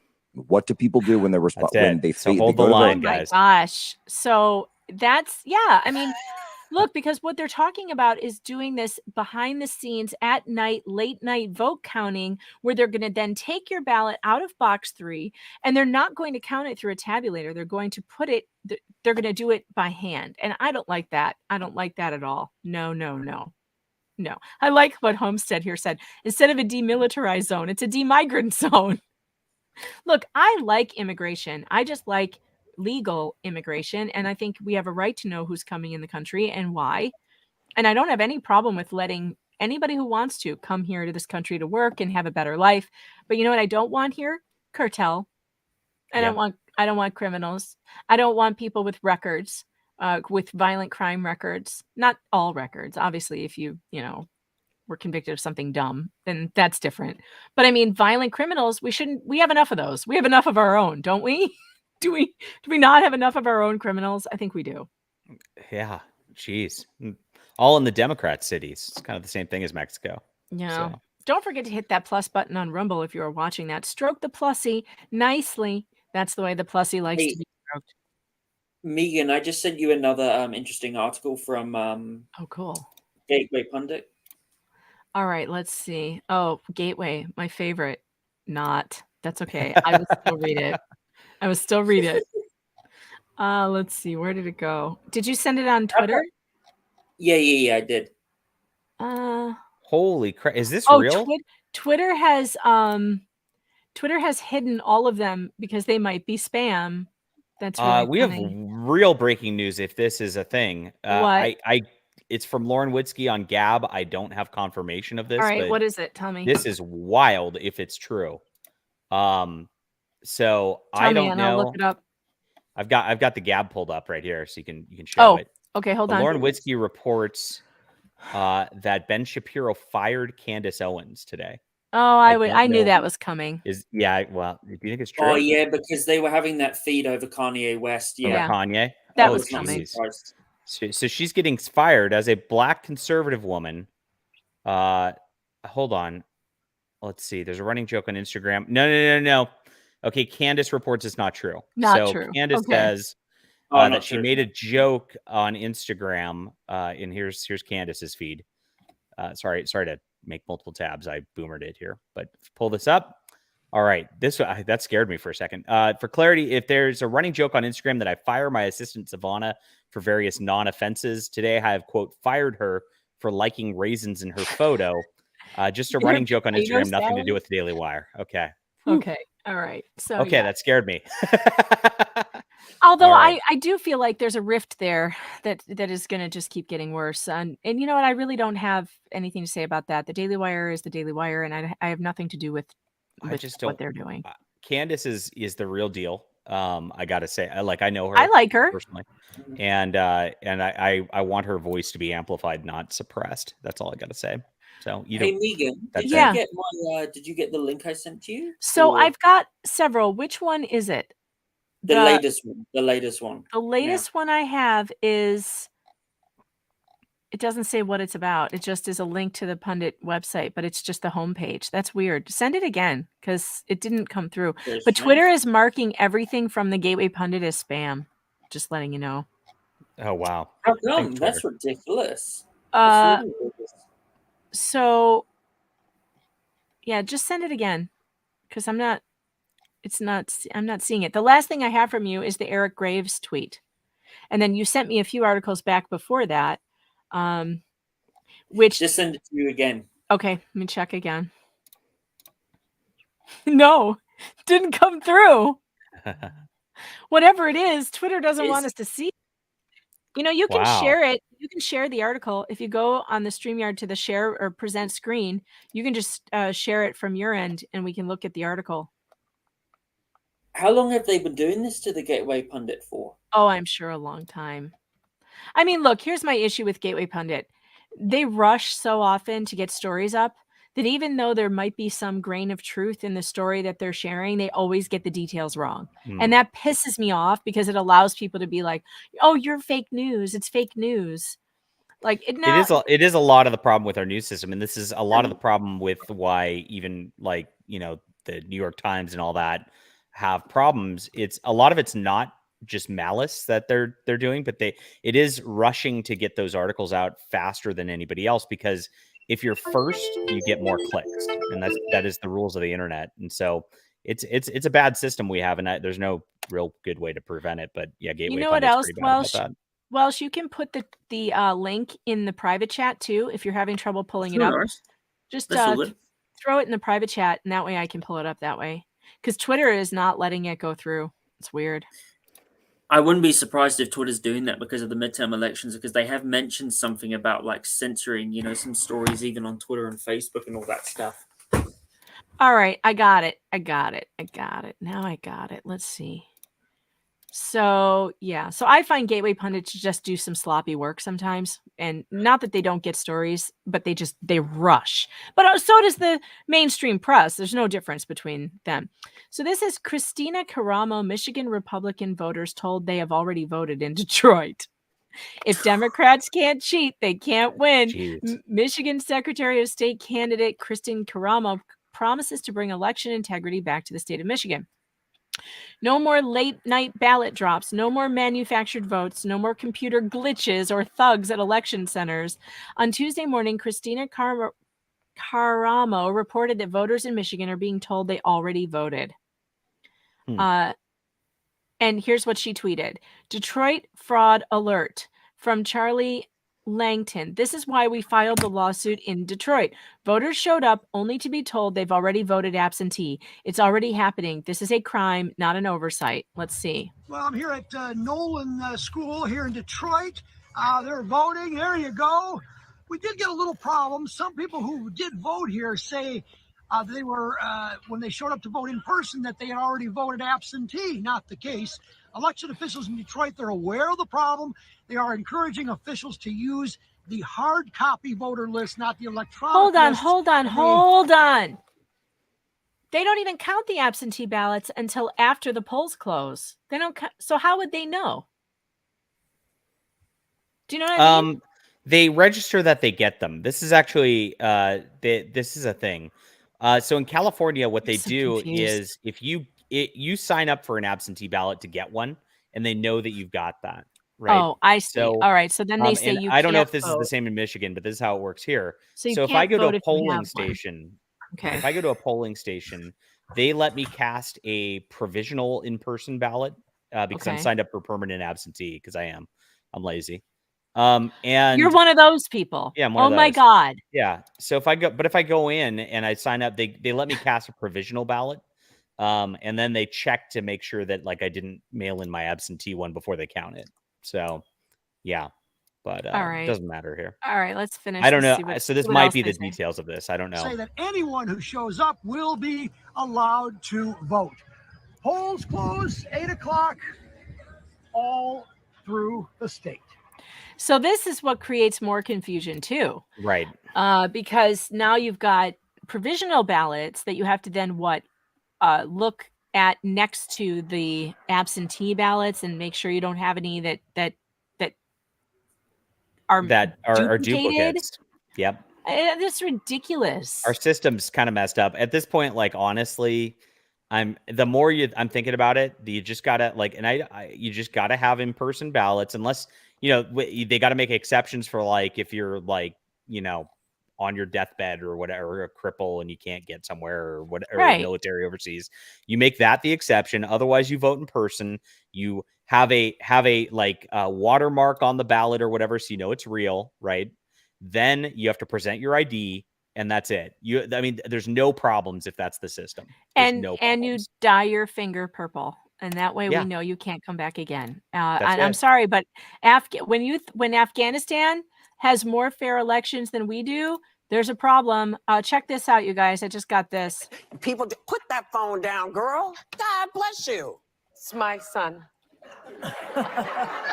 Who, by the way, wanted to make sure that his absentee ballot was that I did that. And I had trouble actually voting for him absentee ballot today. And that made me very concerned. It's the first time. You're not supposed to vote for other people, you moron. I was told to put it in an orange bag on the floor. And the orange bag looked to me like a Target bag or something. And I said, isn't there a formal election box that says absentee ballots or something like that? And then she said, let me check. And then found it. Wow. So that concerned me. Well, people, put that Why phone is she down, voting girl. for her son? Perhaps she should not be voting for someone else. I hope she just meant she was dropping it off for him and not actually filling it out for him, because I don't think that's legal. But whatever. So of course the Democrats are going to say that there's irregularities, and they're going to try the same thing. But it's funny when, oh look, cheating is trending. Hashtag cheating. Shall we? Thank you, shall Elon. we go? Yes. Shall we go and look? Let's look at what the hashtag cheating shall bring us today. No, it is absolutely not normal. It is invariably cheating and corruption. Look at this. Vox, I looked at this. So everybody got the memo in the mainstream press that they were to repeat this lie. Several states, including key swing states, may not be called on election day. That's normal. You didn't used to be normal. No, it wasn't normal at all. At all. No, it was not at all. Let's see what is at the top here. Breaking up to 15 locations reported in Maricopa County with tabulator malfunctions. Translation, they're cheating again. That's exactly what it is. I mean, but here's the thing. And this is always the problem. There will be all these, irregularities and people getting all pissed off. And there will be no way we won't be allowed to check if there's any cheating going on. So then you say, I think they're cheating. And then you're not allowed to say that because, well, we weren't allowed to check, so we can't prove it. So you can't say that they cheated. I mean, it's not okay. Let's see. Babylon B. Democrats worried Republicans may take lead beyond margin of cheating. Margin of cheating should be a hashtag. Hashtag margin of cheating. All right. This is what pissed me off really bad. Listen to this. Ballots are being cast in. It took 2 weeks to call every state. In modern elections, more and more ballots are being cast in early voting and also by mail. And many states don't start counting those ballots until after the polls close on November 8th. So you heard the president say this the other night. Can you also watch her eyeballs and how she barely looks anyone in the eye and that she keeps rapidly blinking? Because to me, these are, let's go back and watch her eyelids. This is a total tell of a liar right here. In elections, more and more ballots are being cast in early voting and also by mail. And many states don't start counting those ballots until after the polls See close that on blinking? November 8th. So you heard the president say this the other night. He has been very clear on this as well. We may not know all the winners of elections for a few days. It takes time to count all legitimate ballots in a legal and orderly manner. That's how this is supposed to work, and it's important for us. Is it just me, or do you guys hear the lie in the voice? With the Yeah, she's got the little stutter, like she's like caught, and I have to say this. I gotta say this, but like I know it's not true. Yeah. Huh. It's the manipulation that she's doing to mind, all the lies. I guess the newest update is DeSantis has blocked Attorney General Garland's people from going into polling locations. What? So Garland, I guess, was sending people into polling locations in Florida. I don't know why, because federal is not allowed to do this, and it's been blocked. Yeah, by the DeSantis, feds can't go into a state and take over their elections. That can't happen. Yeah, Let's see what interesting. else we have here. Remember this? This is my favorite graph of all time. Do you remember this? Do you know what this is? This was the 2020 election. This is how Oh, it was yes. going until 4 a.m. when it went straight up like that for Joe Biden. Remember I that? know, right? Mm-hmm. I do. That was unbelievable. That was wild. And I'm sorry, but anybody that's just the most that's all I need to look at to go, what? Like, that's not how elections usually work, you guys. Like, this is, and I think it's funny that it makes an F for fraud. Like, it literally makes the letter F. And I just don't think that that's a natural progression for ballot counting. It's just crazy. And this is exactly, oh, look at this. So here's from 2020. Michigan pollster says expect a red Mirage on election night. No, that was 2022. Now here's the one from 2020. Why early results on election night may be misleading again. Yep, they do this. So the real question is, why does every red county able to report things real quick and get things done, and yet every blue county cannot? And how You know? come? Why do the big blue counties, the ones that have the most Democrat voters, why do they always hold their counting until very late at night? They hold them back until all the red counties are in. I personally think that the red counties ought to start holding theirs back. Probably true. I think they should stop. They should not count until Philadelphia gets their results in. Yeah, And it's then, not a and bad they can idea. just say, you can just say, we're having difficulties. We're just, it's slow going tonight. It just is the way, and just hold back. We just haven't been able to get the count in yet.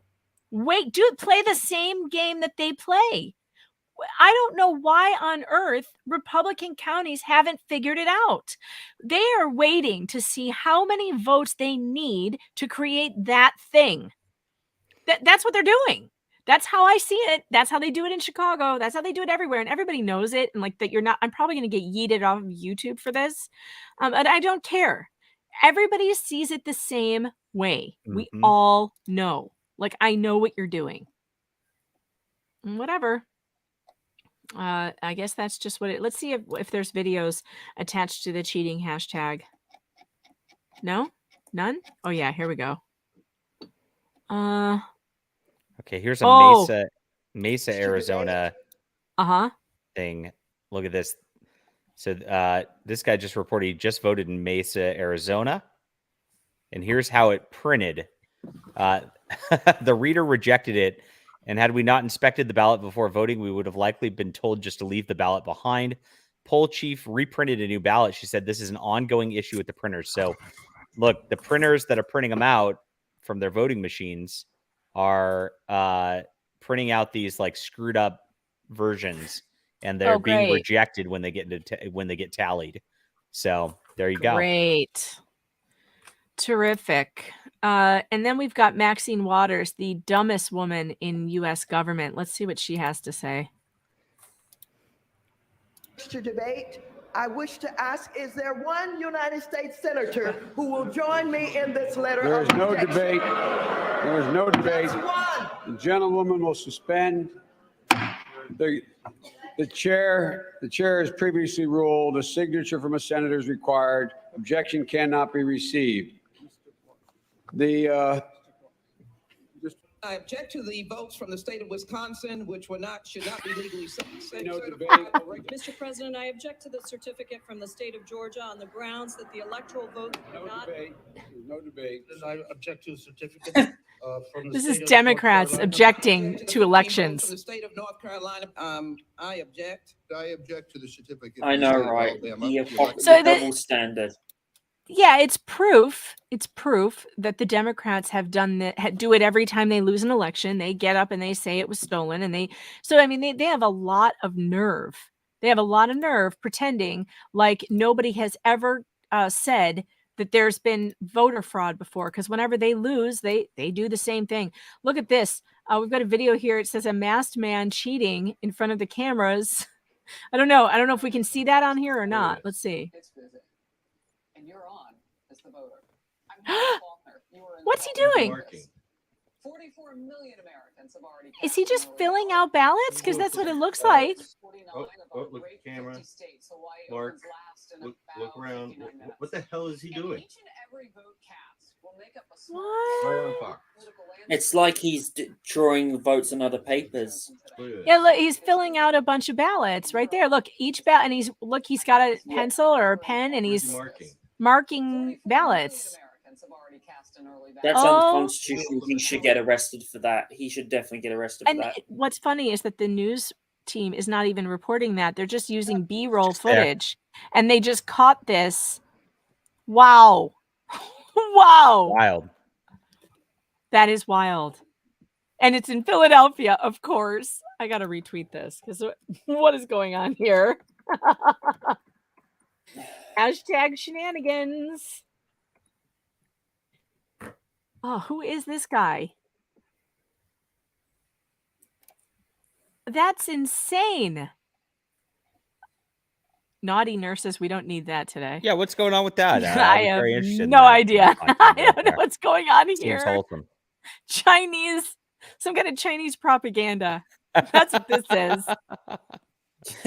I love China all of a sudden. What's going All on? right, 25 minutes ago. What's this?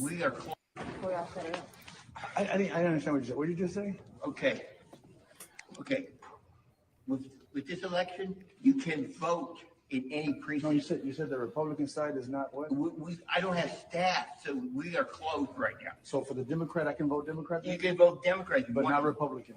Not Republican. I'm sorry. What? Okay. All right, thank you. Wow. Where is this? That is unbelievable, Megan. I don't know how Crazy. anybody doesn't get arrested for this, man. It's no, it's just the thing that is happening here. It's just, this is America. This is our system. This is our system. How do we get to the point where we've pretty much just accepted that this is going to happen every single time and it's not changing? It's just happening again. Like, why? You know, election fraud has been happening in the States. How is that real? So long. I wish I knew, but it has been going on as long as I've been alive, although they're getting much more open about it. I mean, the cheating that's going on is just, maybe I don't have to call it cheating. We'll call it the chaos, created chaos. I believe it's created chaos on purpose. And in order to pull whatever, shenanigans they want to pull. And especially with the rise of computers and technology, it makes it easier for the globalist elite to use dominion and softwares, not just in America, but like you saw in the Brazilian elections and other countries where elections have been rigged. It's insane, Okay, we've got more Maricopa County information. Here we go. This is more of that press conference. Let's see what else. No, not sure at this point. Again, we're addressing it, and we'll get those up as soon as possible. But again, no one is being disenfranchised. How do you know that? And none of this indicates any fraud or anything of that sort. This is a technical issue, and we have a redundancy for it, and we're utilizing it. Is it the same issue happening at every polling center, or is it different issues across the board? Yes, it's the same issue. It's the same manufactured issue. It's the same. We manufactured an issue to happen at every polling place across Maricopa County. 1 out of 5 not being counted. Shit. I just don't understand how. Go ahead. Your friend Elaine Reed, when that guy was writing when he was writing other votes and other ballots, your mod was like, and it's in 4K. Yeah. Yeah, and it doesn't. What's this? What's this Just one? putting it in the ballot box with them. Yes. But your option is to, so if it won't take it, most people are just putting it in the ballot box without putting it through the tabulator, which is the electronic piece of it. The ones that are being dropped in the front are going to get tabulated tonight. Okay. If you just want to say, that's what I want to do, we're going to let you go ahead and vote. Okay. Is anybody up for that right now? Okay, so. No, don't do it. Wait for the tabulator to work. Oh, Guys. I can't wait for the 4 a.m. dumps. I really can't. The 4 I a.m. know it's dumps are going to going to be happen fun. again. It's going to be Gonna be fun. Pennsylvania, Yeah, Arizona, and let's Georgia. do that. Let's count. Mhm. Let's call it out right now where we're going to have water main breaks, 4 a.m. dumps, vans pulling up at 3 Yes. a.m. and delivering boxes of ballots. Where are you suggesting? I'm going to go with Detroit, Yep. Michigan. It's the same places. Pennsylvania, Philadelphia. Mhm. Where Broward County, Florida. You watch. Of course, Broward Maricopa County. We know Maricopa, Yep. Broward County, Ohio, someplace in Ohio. Where would it be? Columbus? Would Columbus be the place in Ohio to watch for that one? Where else is always bad? They won't have to do it in New York because New York is full of morons. that. Right. New York is. I know. I was seeing all the Fox News coverage. New York is in play. It's like, okay, give me a break. Well, So- I think there is a chance because Hochul is so she's so disliked. Hmm. I think by most people that maybe he has a chance. But it's probably nothing they can't overcome with 4 a.m. Right. ballots. It's funny that I can laugh at this. I have just given up over the years. You know, I used to get really angry about it, but now I literally just laugh because there's nothing else to do. And that's what they did. I mean, they demoralized us all. I mean, it's intentional too. So Well, and nothing yeah. that we do makes any difference. Right. No one actually fixes it. Republicans never get off their ass and fix the thing. So somebody sent me a message that said voting machines are banned here in Canada for federal elections for a reason, since most people don't usually realize this, but you can easily program the machines to count with a bias or toss out certain votes. Yeah, I know. We've seen that. Which is why I have never voted on a machine. I've only ever voted on a ballot. And every voting place I've ever gone to, if they had a machine, they also allowed you to choose paper ballot over the machine.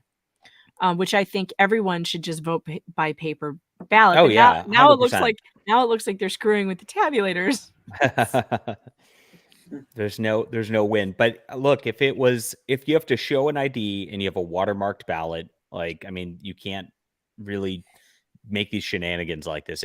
Everyone needs to be standardized like that at this point. It's getting crazy. And I'm surprised because doesn't Arizona have a current don't they have a Republican governor? Why didn't he institute these measures? Because I know they have a Republican assembly. Arizona. Oh no, Right? the governor in Arizona is Is a not Democrat? he's not a real Oh, he's Republican. gosh. I don't think who is the governor of Arizona right Who is now? the governor of Arizona? Yeah. I thought he was a Republican. Well, he might be a Arizona. Republican. Yeah. It's Doug Ducey. Yeah. Doug Ducey. He's no hero. Should have been standardized over the last 2 years. And I think Georgia actually did put some implementations into their system that's a little better than it was 2 years ago. But yeah. I don't know why they haven't figured this out. Why haven't they figured it out by now? It's just it's embarrassing is what it is. It's embarrassing. Okay? Like I'm just embarrassed for the United States. Like how come all these other countries can count their ballots in 24 hours and have an election result, but we have to sit around and be told that it's going to be weeks and weeks and days, and like I don't buy it. Okay, I don't buy it. You're all full of crap, and it needs to stop. It's just outrageous. Hey Megan, I tagged you on something very funny that you would like. Okay, I'm gonna go look. Let's see what we got. I don't know how I got off Twitter all of a sudden. Let's see.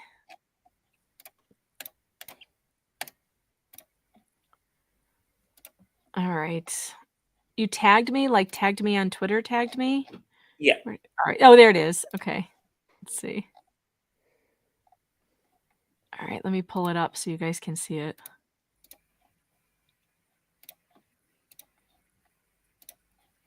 It says, good morning to everyone that isn't a groomer. We hope you have a great day and get out and vote.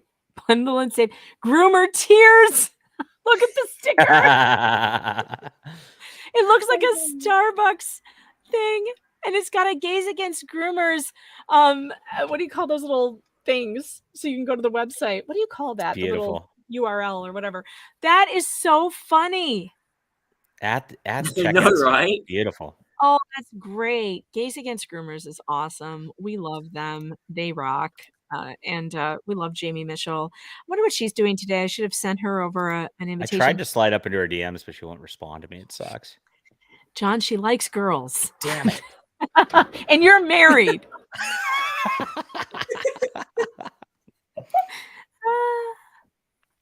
Dun, dun, dun, dun. Megan shames me. Let's see. What else is going on? What else election Oh, related? your friend Fair and Balanced. So I didn't realize who it was. I was watching Legal Vices Yeah. the other day. And my friend Anna, that Star Wars girl, was on there. And so that's why I was watching it on my show. And some other YouTubers going at Anna, just like, being nasty to her. And so I was watching that to make fun of the person who was being nasty to Anna. And Fair and Balanced was on there, and they didn't have their names up on the screen like you do here, so I didn't know who they was. And she was just like, she went on a full 2-minute tirade, and she was right, but it was that woman tirade thing. Oh, and so I was making fun of her, and then I was like, and then I realized, like, oh no, 'cause, it's okay to make fun of women, even if they're on our side. It's okay, Farron guys. can take it. She can take it. Good. Yeah, I didn't realize it. Then I learned who she was, and I'm like, oh shit, that's Megan Fox's friends. I'm gonna get in trouble. I think Farron can take it. The thing that these law tubers are into that I'm just not into is creating drama between them, and I don't know why they do that. And I know that you're a big fan of the YouTube drama. That's John. a YouTube thing in general. It's not. But It's not just law tube. Yeah. I'm just not into it. I can't stand it. I can't stand it. Yeah, me either. I don't like covering it. I don't really like talking about it and like the drama. I like to create drama with leftists, and I like to Yeah. fight with leftists. Me too. Like I I'd don't rather know. not. If somebody on the right is fighting me, I'll report on it back, because I want to encourage them not to fight me, because I want to make it not fun for them. But other than that, like, I don't go out of my way to like fight a person on the right. I'd rather them back down and then us just get along and promote each other, because that's what we should. That's what they do. There's never any infighting among them. They just promote each other, and that's how they win. So we need to get better at that on our side for sure. I don't like the circular firing squad, even for clicks and hits and grifts. I mean, I respect the grift, but I kind of get disappointed with the audience who wants to tune in for that. What like can we just grow up? Like, there are so many fights to fight. That fighting amongst one another is just silly. It's a waste of time. Isn't it better to fight Keffels? I mean, It's Nick's way right. better. It's way better to fight Keffels. I mean, it's way more fun, right? It's It way more is, fun. yeah. I don't know why people keep targeting Farron with nonsense. I just So that was not my intention. I didn't know who she was. Then I'm like, oh, I'm going to shut up now. well, it keeps happening. It keeps I know. happening, and I don't know why they do it. I just think Well, her it's point dumb. was she was actually talking about this very topic too. And she was saying that a lot of times, just because like she's a pretty woman on the internet, they've got to just like, they feel like they're jealous of that, and they just got to go at her. And I think that's very true. Yeah. Yeah. Well, and she is very pretty. That's true. that's not arguable. And That's settled also, science.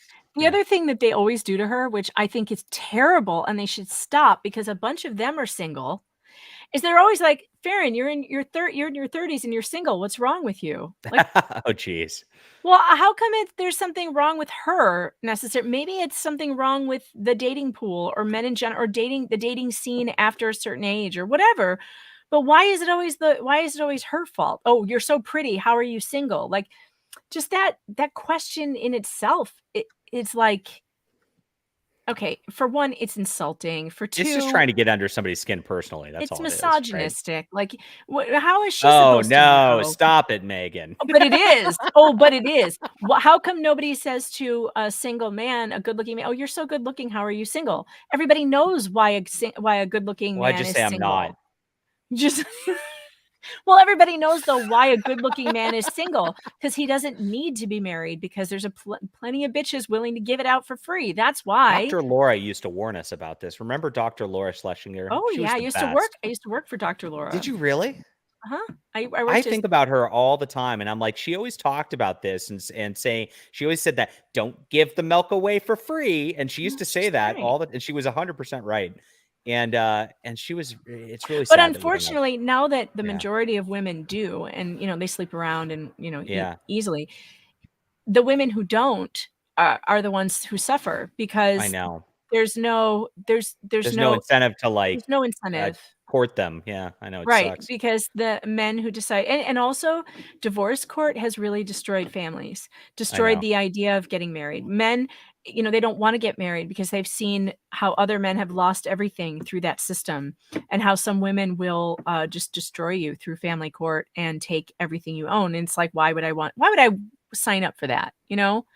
And so I get it. If They've we just just had like destroyed it. a Catholic religious state that like didn't allow this stuff, it would solve everything.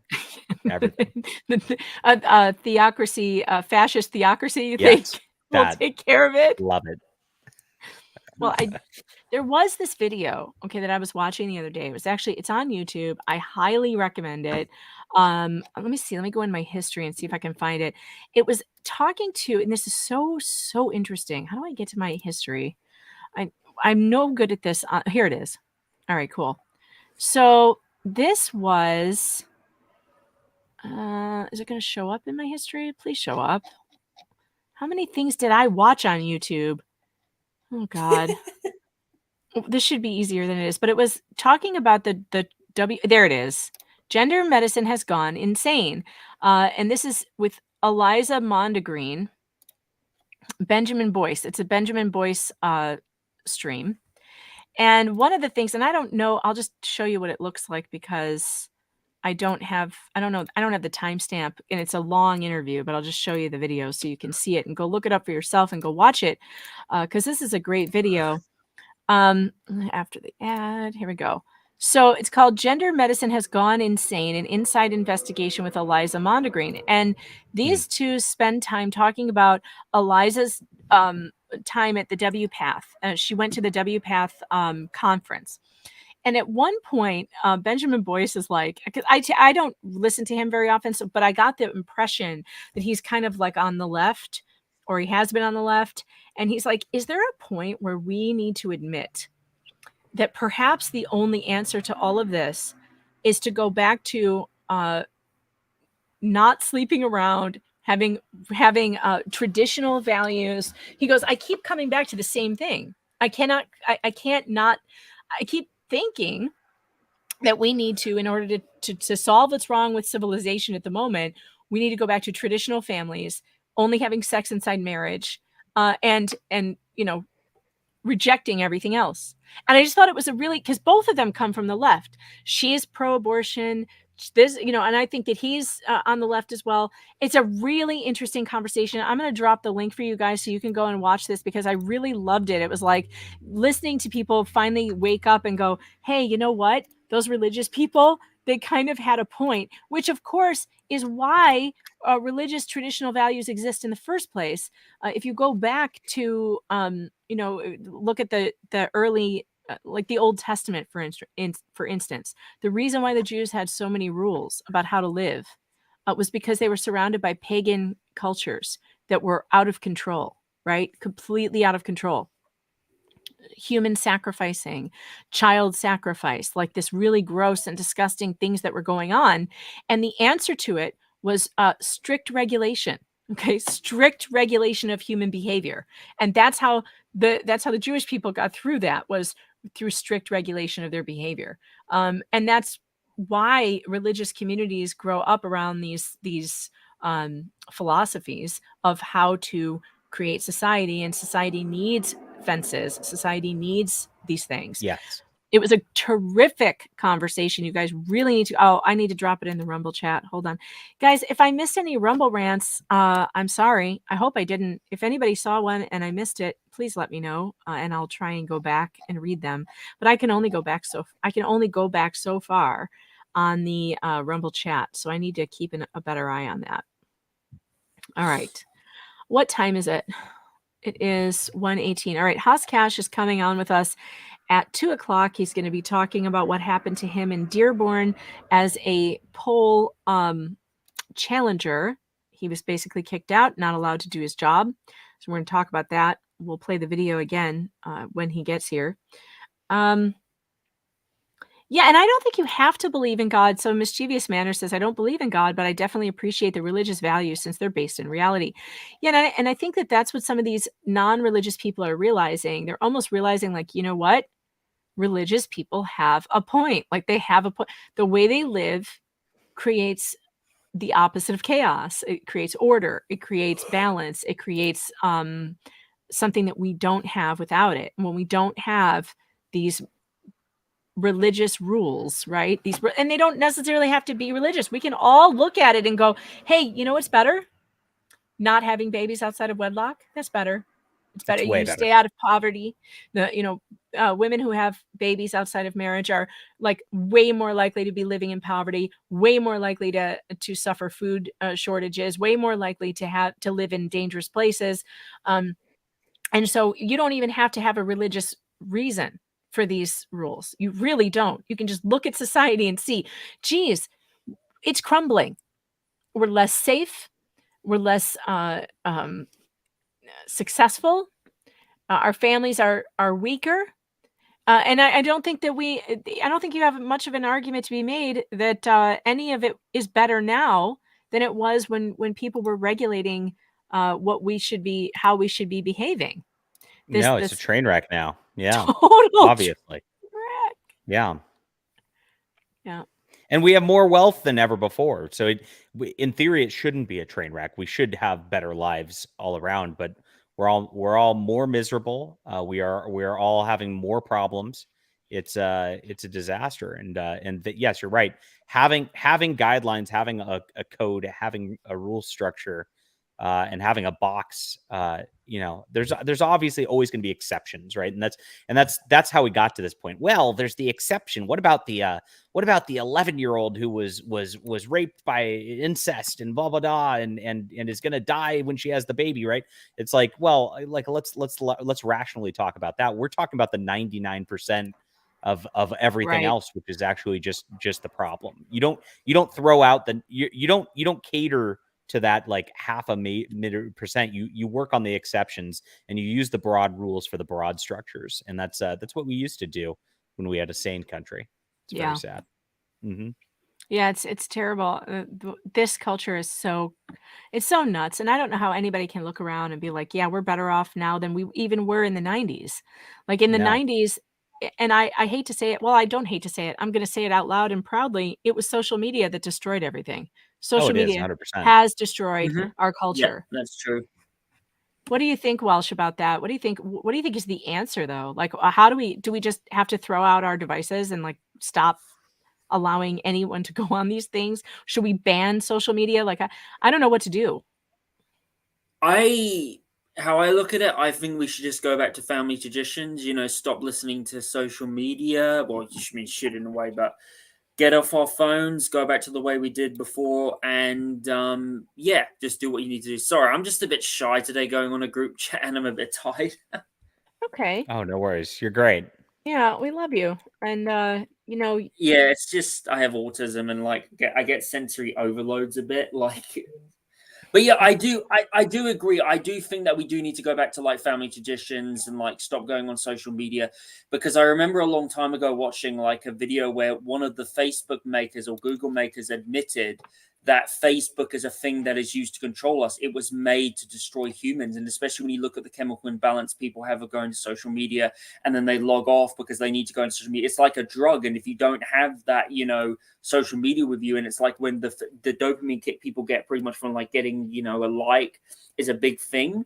So it's just like, I definitely think like after, I kind of disagree on that. I feel like in the early 2000s, we did, like the 20s, we did have still, sensibility people, civilized society. But I feel like for me, after 2009, like when social media really became a big thing, that's when everything just went down there, because you had Obama coming to president, and then 2012, 13, you had political correctness. And I feel that like, when that came into play, that was like really, because it's just incredible. It really is. And I feel that like, especially like when you look at like, Operation Mockingbird. Have you guys heard of that? Oh, yes. I haven't. What's that? Go ahead. How Tell me. I feel like Operation Mockingbird is also, that's been a really, I watched this good video on Mark Dice, how he talks about Operation Mockingbird and how the CIA pretty much used it, and how CNN director back then pretty much admitted that is used to control people, and in a way. And I feel like just like how the United States media is a weapon by the CIA, Operation Mockingbird, like Facebook is just like that. It's a thing that is pretty much used by Operation Mockingbird, to control people, Yeah, it was a cooperation between the CIA and the media, correct, to put out narratives, accepted narratives. In fact, last night I was on the Unsafe Space podcast with Carter Laren, which is a great show, and he actually played that. It wasn't that funny. Yeah. We were dying. He actually played a video that he found from like 1970 something of a CIA agent telling a reporter how he was tasked with putting disinformation into them through journalists. Yeah.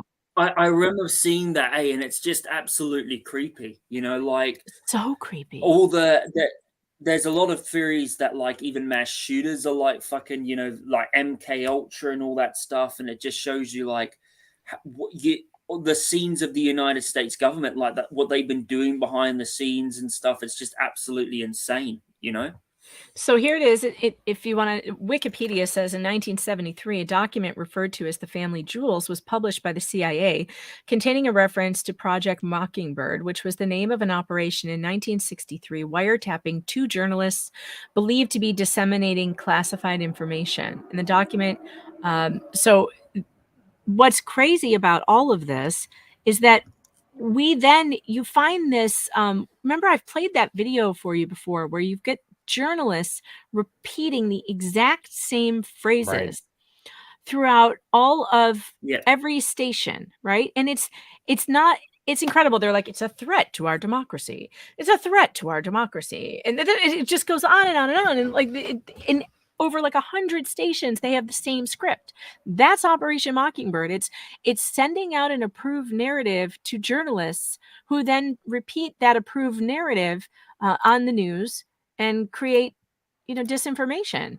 So now so these days, I've been thinking about this so often, and this is the ending scene, the ending credits of WALL-E. If you remember this, I've had this on my mind. If you remember, I don't know if you've seen this movie, but it's great. And they get off. Movie. It's a very good movie. And they get off the ship and like they're all fat and they start living like human beings again, making fires, community around the fire. There's no technology except for these little bots that are helping, they're digging wells, starting over, right? It's all about starting over, planting things. And as it goes on through the ending credits, they keep getting thinner and thinner. Do you notice this? It's one of these, it's so brilliant. It's like so brilliantly done, but you also notice that throughout this, there's like these family units. So there's mom, dad, and kids, and they're just living off the land, living like creatures who are natural to this earth, right?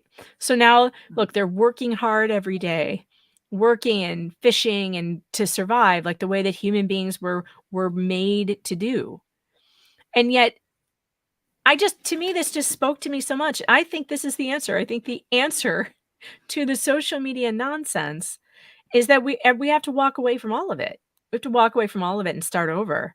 And if we're not going to do that, it's just going to be hell. It's going to be absolute hell. We can't put the genie back in the bottle, I don't think, though, unless like I just don't see a way for it to happen. But I mean, the main problem with social media, though, is like we've conditioned ourselves at this point that if we have even a slight disagreement with somebody or whatever, I'm going to unfollow that person and tell them I hate them now. And it's like that reaction to like disagreeing over something is so unhealthy. And that's really what's got us here. It's like it was, we thought it was going to be a open debate, and we're going to be able to like have discussions and inform and etc. And it's become quite the opposite of that. Yeah, it's become like it's just become a way to cancel others, to target others. You know, it's unfortunate. It's unfortunate. And social media just hasn't done anything. I don't think it's done much good for anybody. And to me, I just think sometimes I think I want to break all my devices and walk away from everything, you know? And just pretty much, go crazy and scream outside, "I'm free." Yeah. Yeah, exactly. Because it's not real. It's just not real.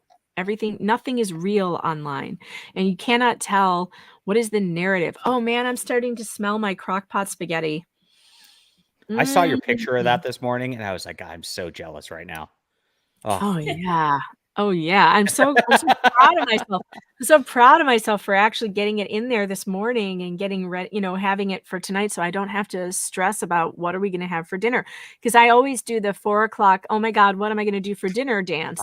I feel you. Yeah. Which is ridiculous. And then I've got frozen meat to deal with, and I got to thaw it real quick and figure out what to do. And it's just stupid. I'm stupid most of the time.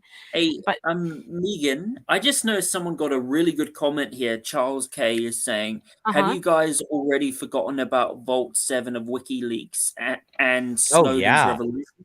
That's right. Yeah. I know the problem is there's also information overload, right? It's so and this is the other intentional thing they do.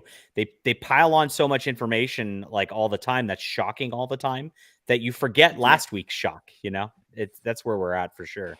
Yeah. Exactly. Yeah, I know, Let's see. We've got 87 Sparky here. Thanks for the super chat. Says y'all should read Inventing the Individual: The Origins of Western Liberalism. That sounds interesting. I will try to make a mental note of that. Thanks for the super chat. Appreciate it. Welsh, can I ask you, I know you're pretty open about the autism, and I'm really curious about how it makes you feel to know that the majority of the kids targeted by this trans cult stuff are autistic. Look, if you're someone who's low functioning autism, I think it's not just autistic people, it's Down syndrome people too, and also other people who've got mental issues. And I think it's absolutely disgusting. I think they're being taken advantage of. And I think a society that goes on about how they should care about other people and we are the tolerant ones, but yet they're taking advantage of autistic people who are low functioning and maybe won't understand. I'm not saying autistic people are stupid, because low functioning autistic people might struggle a bit, but like it's just this society, man, taking advantage of them. And as an autistic person, to see all these autistic kids getting abused by this transgender transgender agenda, pretty much getting puberty blockers on them and pretty much being told they can change gender at young age, is abuse. As an autistic person, and for a person that worries about the kids of the future, it fucks me off. It really does. Very well said. I couldn't have said it better myself. But I imagine it must be very frustrating for you to see the statistics like that and just be like, you've got people who have autism have a lot of challenges, and to add that on top of it is, to me, criminal. It's criminal to add physical disabilities. These children who are on the puberty blockers, their brains then do not fully develop.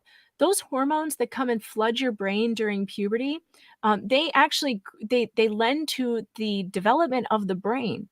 And a person who already has it, who's not neurotypical, so is atypical, speaking of an atypical neurology, that's got to be even more damaging to the brain. To me, it's like, how can you be a doctor and be recommending that someone that already has neurological atypical brain development, how can you then say, here, take these puberty blockers and let's screw with your brain some more? It's crazy to me. I know, it is absolutely ridiculous. And By the way, just let chat know we're not saying like autistic people are stupid, because autistic No. people are very clever and very intelligent. It's like yeah, you get what I mean. Sorry, I don't want to go off topic again. No, Don't get me I started. I do understand what you mean, and of course, right. But it's so challenging to me to not want to like just impugn these people. Oh, actually, I don't care. The doctors deserve it. They deserve every bit of criticism that they can get for doing this to people who already struggle. And it's just, to me, sick. And one of the things we heard in the Florida debate, the public debate from the detransitioners was many of them came up and said, I had comorbidities. I had several mental problems. I had, PTSD, I had autism, and they did not treat the underlying causes of the gender dysphoria, which actually stemmed from the underlying mental conditions that I had. I had Sinead Watson on the show. I got to get some clips of that up because it was so good. I had her on for an hour or two, like last week, and listening to her story was amazing. And she had the exact same story. It was like she had these underlying mental conditions that nobody bothered to look at. And I'm so stinking annoyed by the whole thing.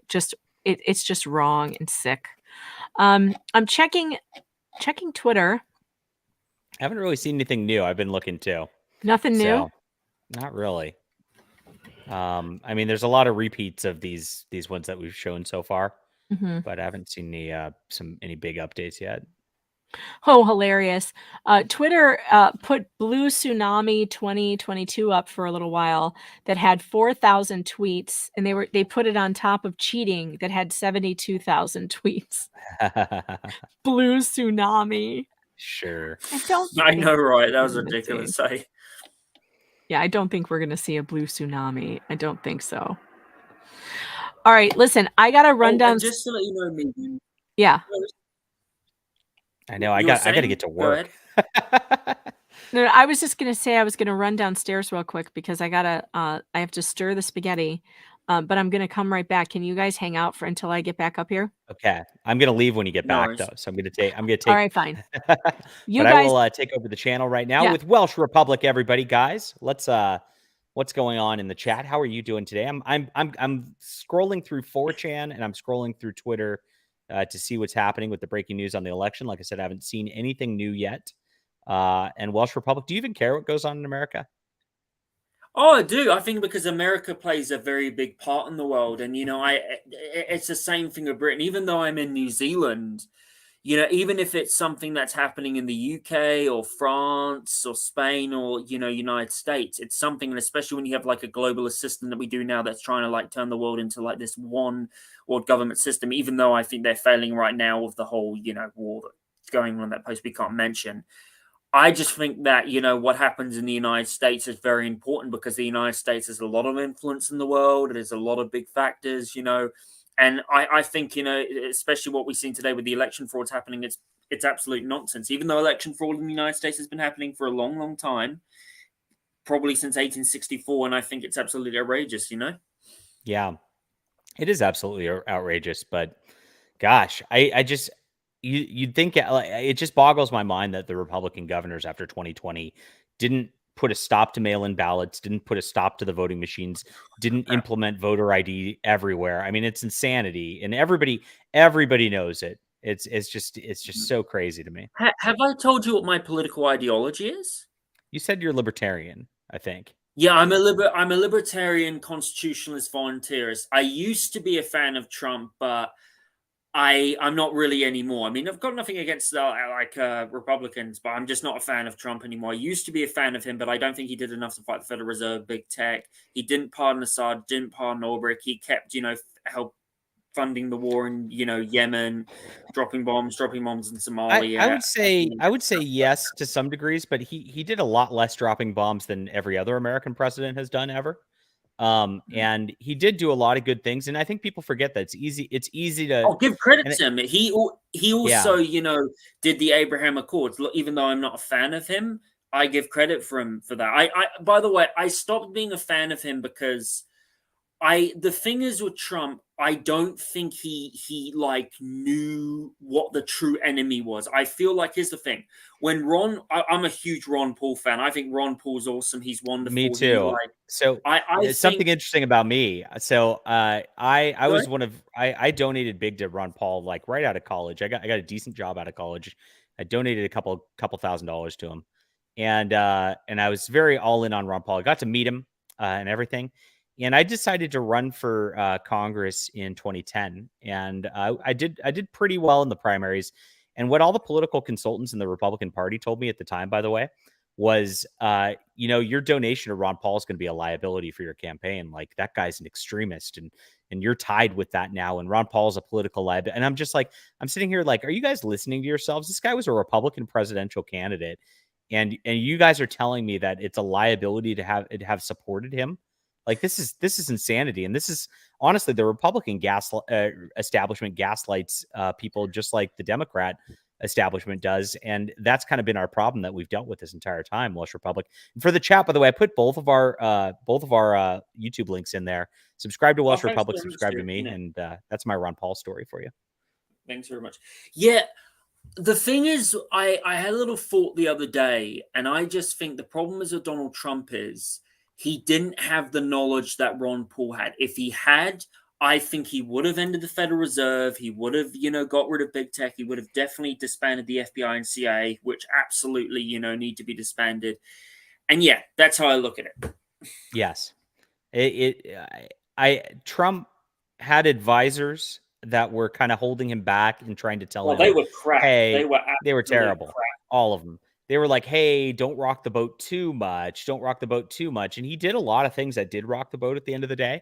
But he still like really didn't go that far. And I think he went as far as he could without like a complete, because if you look at it, if he went too far, the Republican establishment would have joined in with the Democrat establishment in the impeachment crap and actually probably removed him from office. And there is a line that like you are not, you don't really have that total authority as president and total political capital to be able to do everything. And that's the unfortunately frustrating spot where we are. Maybe we'll push Mitch McConnell out of leadership and actually get somebody in there that. Mitch McConnell is one of the biggest globalist elites there are. He is an absolute, puppet.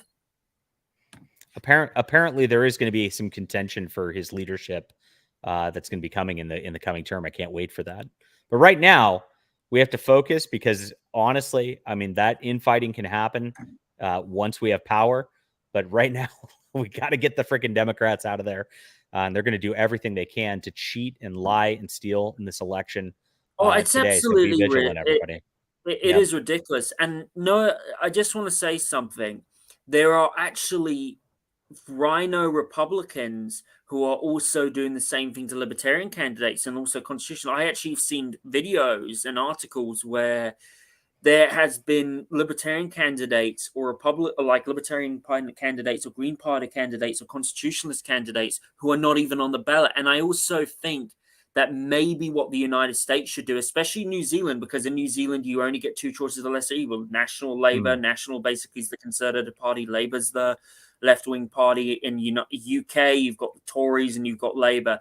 I think another thing is with the United States, they need to start letting other parties have a chance. I think that the Libertarian Party should get a chance, the Green Party should get a chance, the Constitutionalist Party, and to see other parties, pretty much, not being able to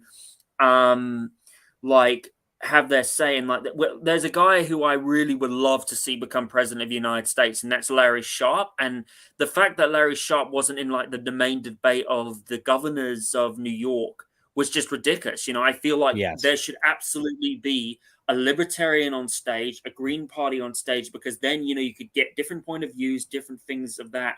And I think it would be absolutely fantastic, It's true, though. At the same time, I think the televised debates don't matter that much anymore. We're all in our own little social media silos, have our own deal. Diet Coke, the welcome drink, to the ASMR portion of the show. Of MAGA, right there. Diet Coke. Can you hear the bubbles? Feels good. I love it. Hear the bubbles. Hear the bubbles. That's so good. All right, Megan, we filibustered for you. I need to get to work, and I need to, just All right. get to work before. You I'll try are to pop by dismissed. maybe later tonight. Yeah, please do. When we I'll got send the you the election link. going, I'll if I'm allowed. My wife is in charge at the end of the day. Well, that is completely understandable. I got to tell you that spaghetti. Whoo, boys, Is it it tastes great? good. Oh, So it's jealous. almost maybe I'm enjoying it more because I wasn't slaving over the stove for it. It's just been down there doing its own thing, but it's pretty good. The way the crock pot locks in flavors is kind of magical. I got to say, Mm. it's not. I don't think it's just the work. I think there is something that's like extra that it because I think it tries to steam out and then the flavor kind of just rains It's right really back down on good. it. So It great. does make some really good meals. Although sometimes I do notice that if you do too many of them, it all kind of starts to taste the same. You have to switch it up. You have to switch it up. You can't always cook in the crock pot. But a spaghetti sauce is a terrific thing to do in a crock pot. You don't have to pay attention to it really. I just wanted to go break up the meat and stir it around. Yeah. But anyway, thanks, Delightful. John. Thanks for being here. Thank you, You're guys. always- Thanks, chat. Nice to meet you, John. You're very, very cool. Nice to meet you, Welsh Republic. I saw you followed me on Twitter. I'm a scary person, just so you know. So don't get too offended. Don't get offended. I can't wait. I will have my own blue check mark soon, chat, for $8, and I'm excited. Are you going to buy it? You're really going to 100%. buy it? Oh my 100%. God. I'm not doing it. I'm not doing it. Mm-mm. All right. What did I miss? Did I miss anything? Oh, we were just talking about because I've told you before, Megan, I'm not like a fan. I used to be a fan of Trump, but not really anymore. And I'm mostly a libertarian person. I'm a libertarian voluntarist, constitutionalist, and yeah, pretty much because I went off my support of Trump. And by the way, just to let you know, I noticed in the comment section here that someone said, Muck006 said, libertarians are a part of the problem, though, for one reason, eternally vigilant. It is the price of liberty, and libertarians only care about themselves. Oh, that's so not true. I think the problem that people see with libertarians as an organization is that the Libertarian Party is always screwed up, at least here in America. They spend way too much time here supporting libertines instead of supporting liberty. At least that's what I see on the American libertarian side, where they'll have their convention or whatever, and some idiot will streak across the stage. The guy takes his clothes off on stage or something. It's like, okay, we get it. We understand that you want to be completely free, but at the same time, it's like that conversation that the two were having about the trans thing. It's like, when do we realize that total freedom when it comes to some of these things is a really bad idea? And I think for me, the libertarians, I can't go full libertarian, even though I share a lot of libertarian views. And the reason I can't go full libertarian is because they're too libertine. They don't see the danger in the extreme vice. And that's my only issue with them, really. And the open borders thing, I don't really understand. Yeah, that's one thing that I do criticize the open borders, about. I do think that is, ridiculous. And of course, I mean, a strong country brings strong, a country with strong borders makes a strong country.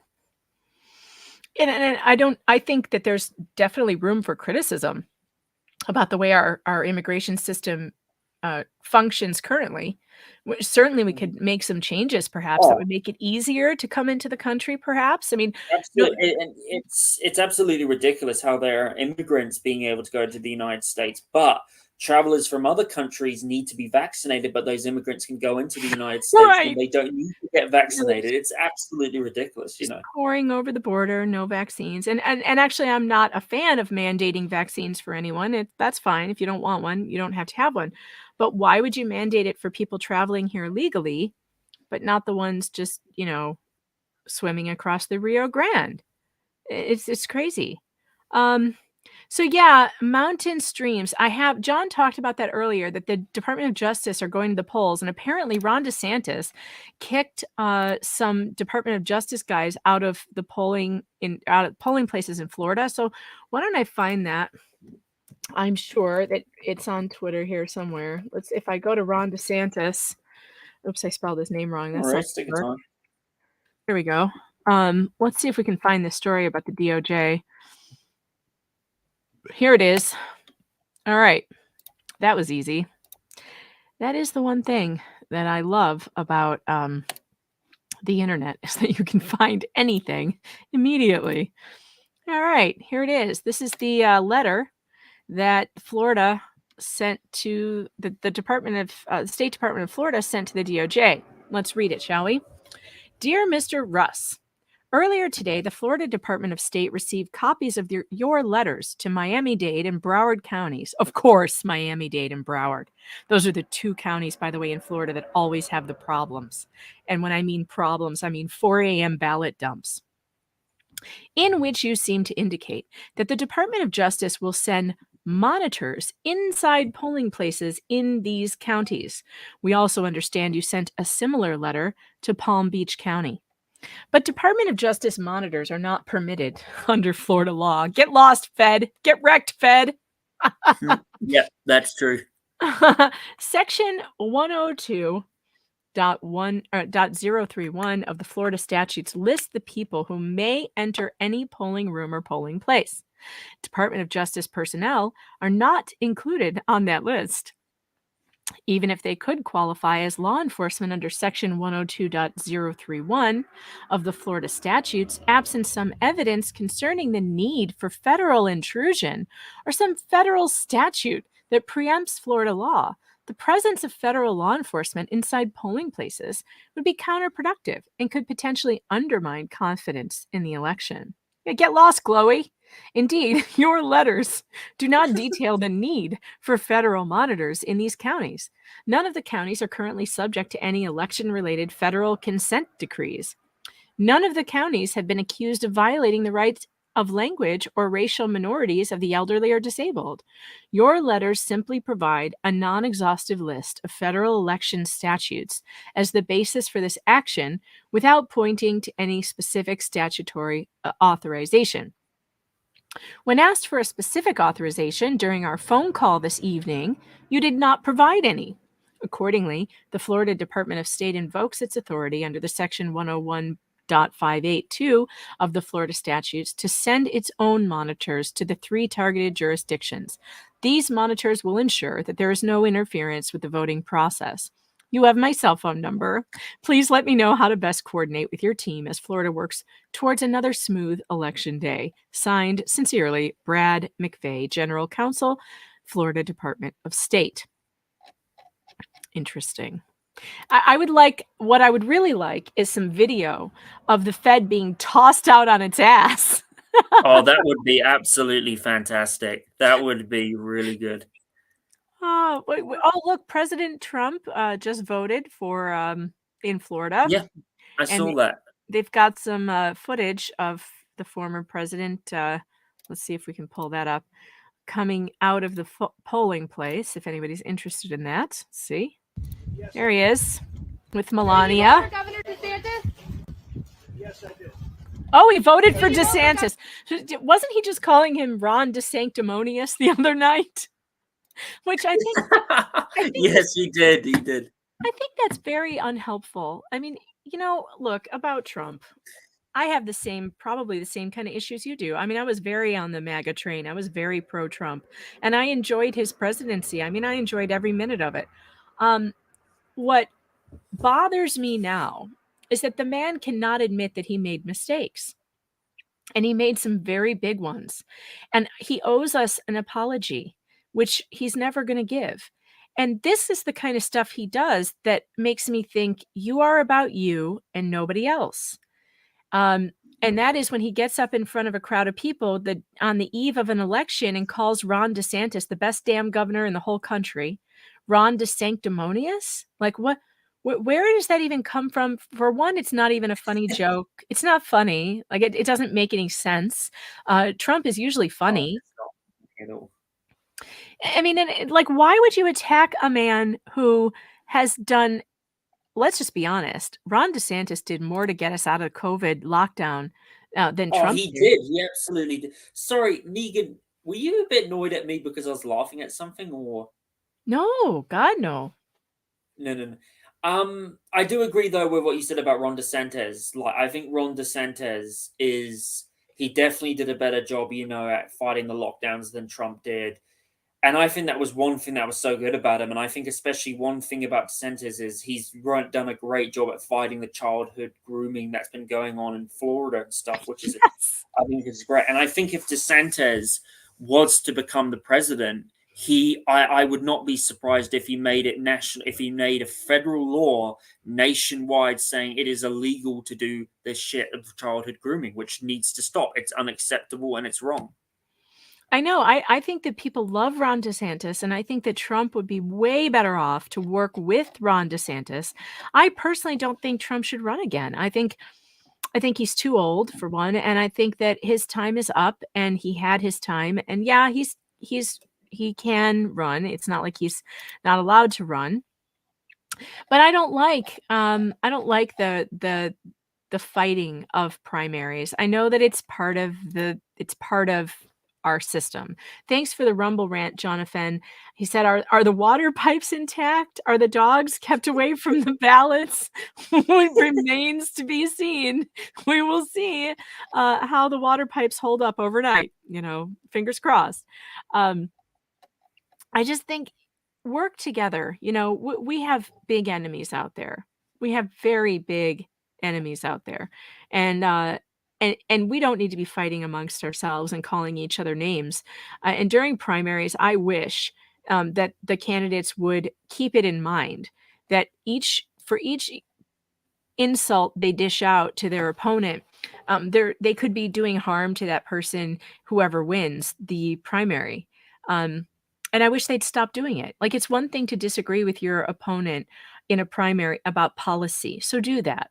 But don't make the low blows. Don't do the nicknaming although Little Marco was funny. Little Marco. That might have been my favorite, was Little Marco Rubio. That was funny. He is little. So, but Ron DeSanctimonious doesn't even make sense to me. It doesn't, and I really don't think it is particularly the maturest name. It is a bit of a silly move from Trump. What was, out of all the nicknames that Trump actually named and made for people, what was your favorite one, Megan? Little Marco was pretty good. That one makes me laugh. That's the one that comes to mind. Let's see, what else? What about, I don't know. I can't think of any more. There's Elizabeth Warren. There's Elizabeth Warren. Oh, Pocahontas. Yeah, there's there's Little Rocket Man, which is pretty funny. There was I bet somebody has made a blog about nicknames that I'm going to look it up. List of nicknames used by Donald Trump find on Wikipedia. Wikipedia. Look at this. Lying. Wasn't it Sleepy Creepy Joe? Sleepy Joe. Love that one. Crazy Joe Biden. Yeah. Beijing Biden. Basement Biden. Basement Biden. Mini Mike Bloomberg. I remember that one. He made a joke that he had to stand on a box. Remember? Oh, that's funny. John Bolton, he called Mr. Tough Guy. That's funny. Low energy Jeb. Low energy Jeb. That was a good one. That was a good one. Boot Edge. He called Pete Buttigieg Boot Edge. Like boot dash edge dash edge. All right, let's see. Who else? Sleepy Ben Carson. He called Elaine Chow Coco Chow. I don't remember that. It's funny. Oh, my daughter's texting me. Hold on. She's texting me. My phone's blowing up. Let's see what she wants. Yes, I'm here. I don't know. I love it when she texts me and just says, Mom, are you there? Are you there? Like, just tell me what you want. Like, don't tell me so that Oh, when that's I look at the adorable. phone, I know what you want and I can respond. It's this bizarre way to get my attention. Mom, are you there? Please? Yes, she's typing. What does she need? I don't know. She's still typing. Okay. What else? Oh, just saw this hilarious one. Don Lemon. He called Don Lemon once the stupidest man on television, and also Saul Lemon. Oh yeah. Yeah. Oh, that was a good one. Crazy Liz Cheney, that's funny. The warmonger, he called her the warmonger. Crazy Hillary, Crooked Hillary. Crooked Hillary was good. He also used to call her Lion Hillary. Sanctimonious James Comey. Leakin' James Comey. Little Bob Corker. Slippery James Comey. Ted Cruz, he called Ted Lion Ted and Texas Ted. I remember that. Texas Ted doesn't sound too bad. He called Robert De Niro, because Robert De Niro did that video in 2016 where he wanted to punch Trump, and he said Robert De Niro is punchy. Punchy. Punchy. He was really funny. I mean, you got to hand it to him. He used to be funny. He kind of lost his sense of humor, though. I just don't think he's as funny anymore. I think he's I angry. agree. I think he's more angry than he used to be, and because of that, crying Adam Kinzinger, hilarious. Do you know what he called the Brazilian president? Jar. No. Guess what? He called the Brazilian president Jar Tropical Trump. Tropical Trump. That's funny. He called Mitch McConnell a disloyal sleazebag. Oh my God, that's funny. And little Marco. I love that. I love little Marco. Nervous Nancy, little Adam Schiff. He likes that little, he likes the little, whatchamacallit, the little jab. Yeah, okay. So now coming to the program is Haas Cash. Haas, Going on? hey, how are you? I'm good. How are you? I'm good. You had Hey, mate. Nice to meet you. This is a Welsh Republic, the Welsh Republic podcast. Haas, he's been with me today, and we are going over all the election, what I call shenanigans that have been going on for some time today. It looks like.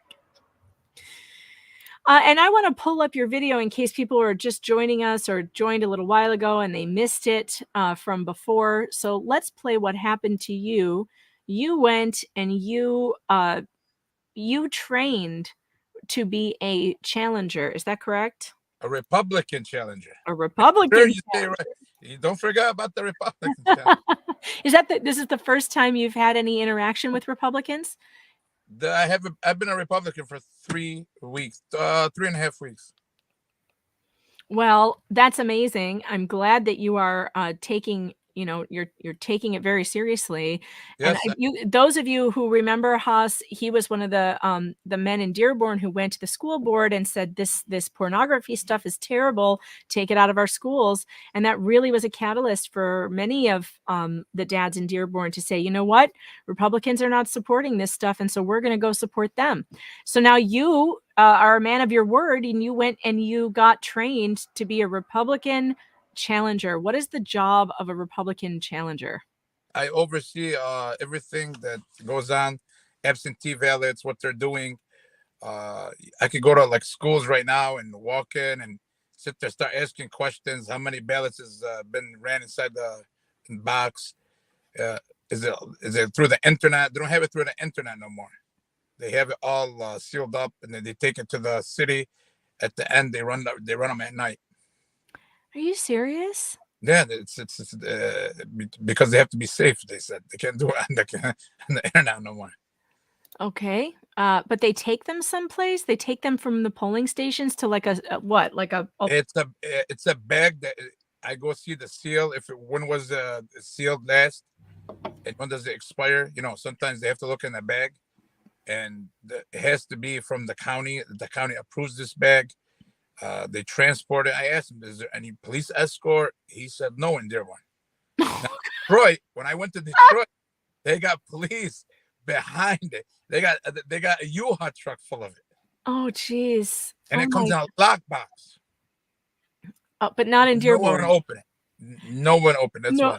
no police escort, nothing. Okay, so let's look at the news report that they did on this, and then we'll talk about it.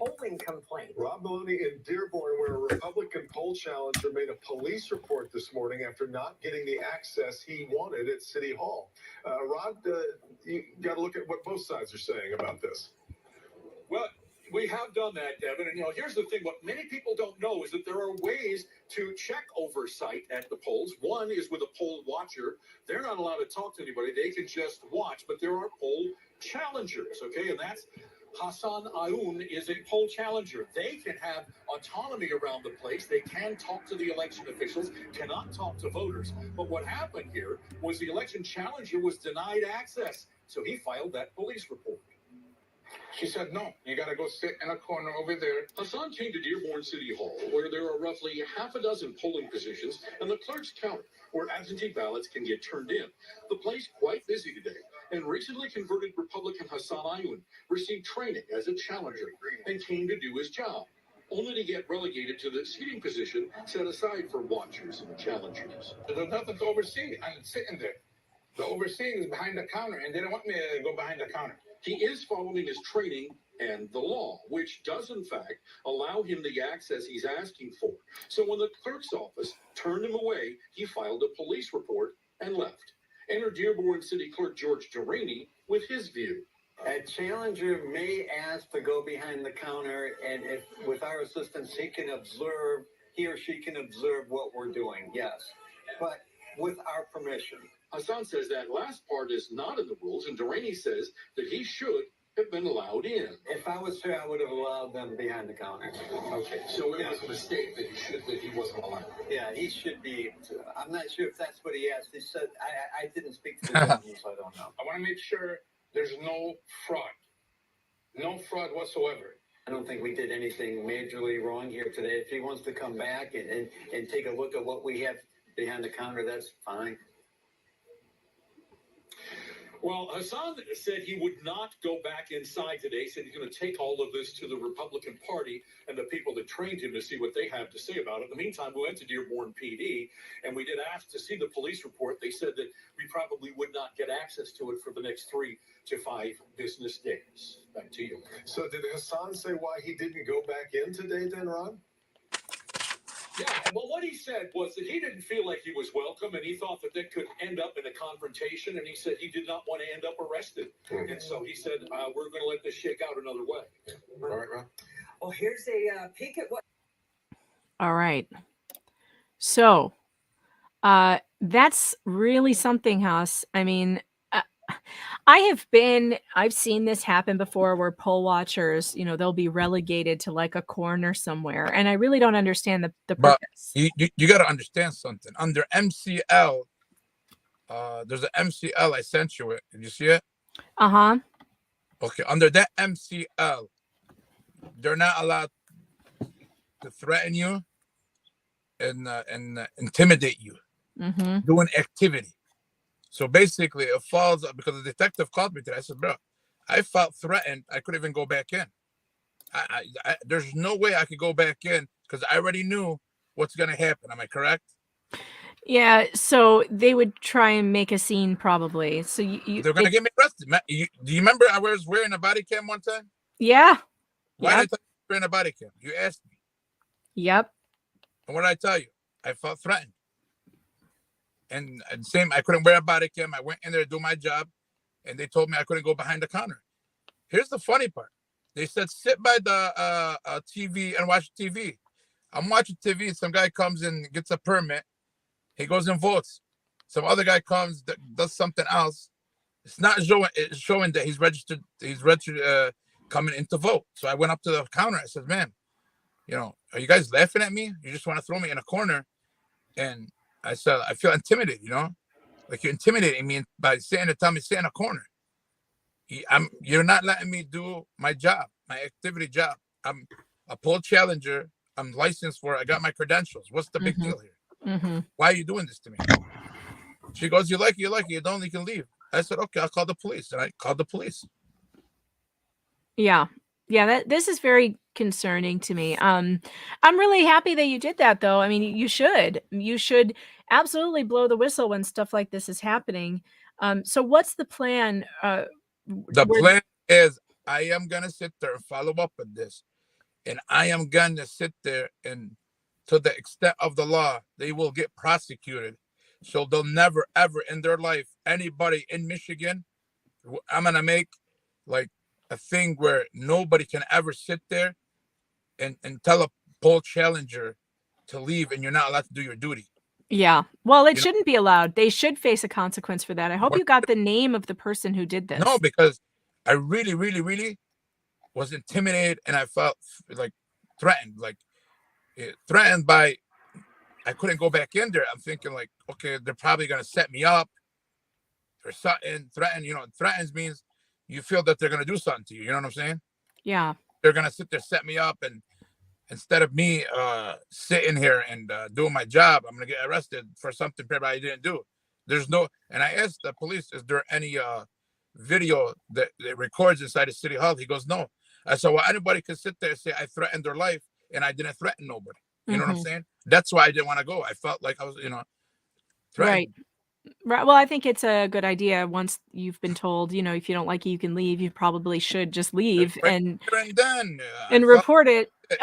This is it's terrible the way that this stuff happens. I've seen it happen at polling places. I've seen, poll watchers report the same thing. And it's always Republican poll watchers who are and poll challengers who report not being able to do their jobs and being kept out of the polls. Where it says that I am not allowed to threaten or intimidate anybody. And I never threatened or intimidated anybody. I felt threatened and intimidated. It didn't look like you did nothing wrong at all. I think what they were doing is just unacceptable. Yeah, and the guy who said, well, he needed to ask my permission, like, no, I don't think so. The poll challenger doesn't need the permission of anybody in that place to do his job. And so I think that they're wrong they're just wrong totally. I don't think you need to be asking anyone's permission. Do you? When you were trained, did they say you needed to ask permission before you could ask questions or go behind the counter?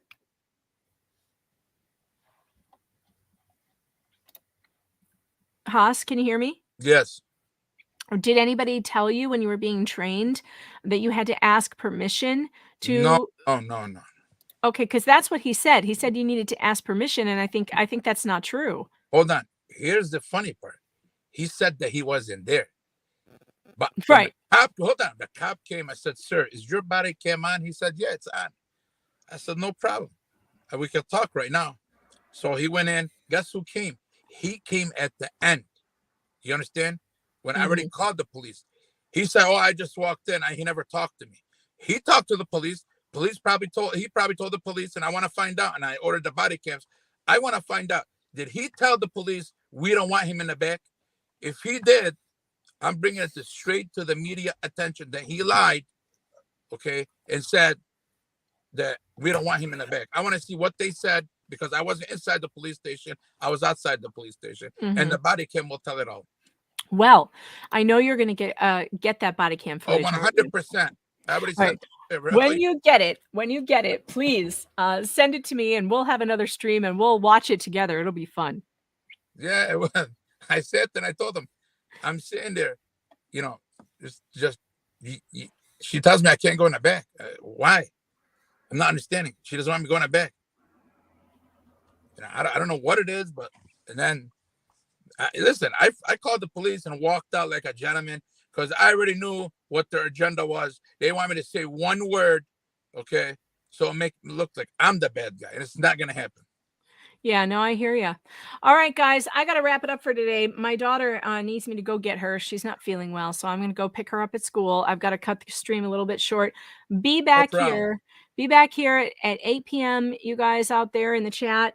I'm going to be doing an election return stream. Hold on. I'll tell you something before we go. Sure. Now, if the Republicans win, that means has cash made the history in the United States of America. Just remember what I said something to you. Hear me out. If the Republicans get into office, because I shut the school board down, that I will sit there and make history in the United States of America. Well, I think that's terrific. I think that's great. And you guys, thank you for coming here today, Welsh Republic. I really appreciate it. You too, Haas. Please keep me informed on what goes on. Tell me how it works out. And we'll talk to you again soon, okay? All right. Thank you. All righty. All right, Welsh. Thanks for being here. Everybody check out the Welsh Republic podcast. Thank you, American Legend, for the last minute super chat. I appreciate it, but I got to run and go pick up my kid. Because Megan, can I come on to the stream later? Or of course you can. I'll send you a link. Yep. Yeah, no worries. I'll see if I'm not super. Anyways, take care, Megan. Have a nice day. All right, you too. All right, everybody in the stream, you in the chats, thanks for being here today. What a terrific crowd we've had. And it's been a lot of fun, and we will be back.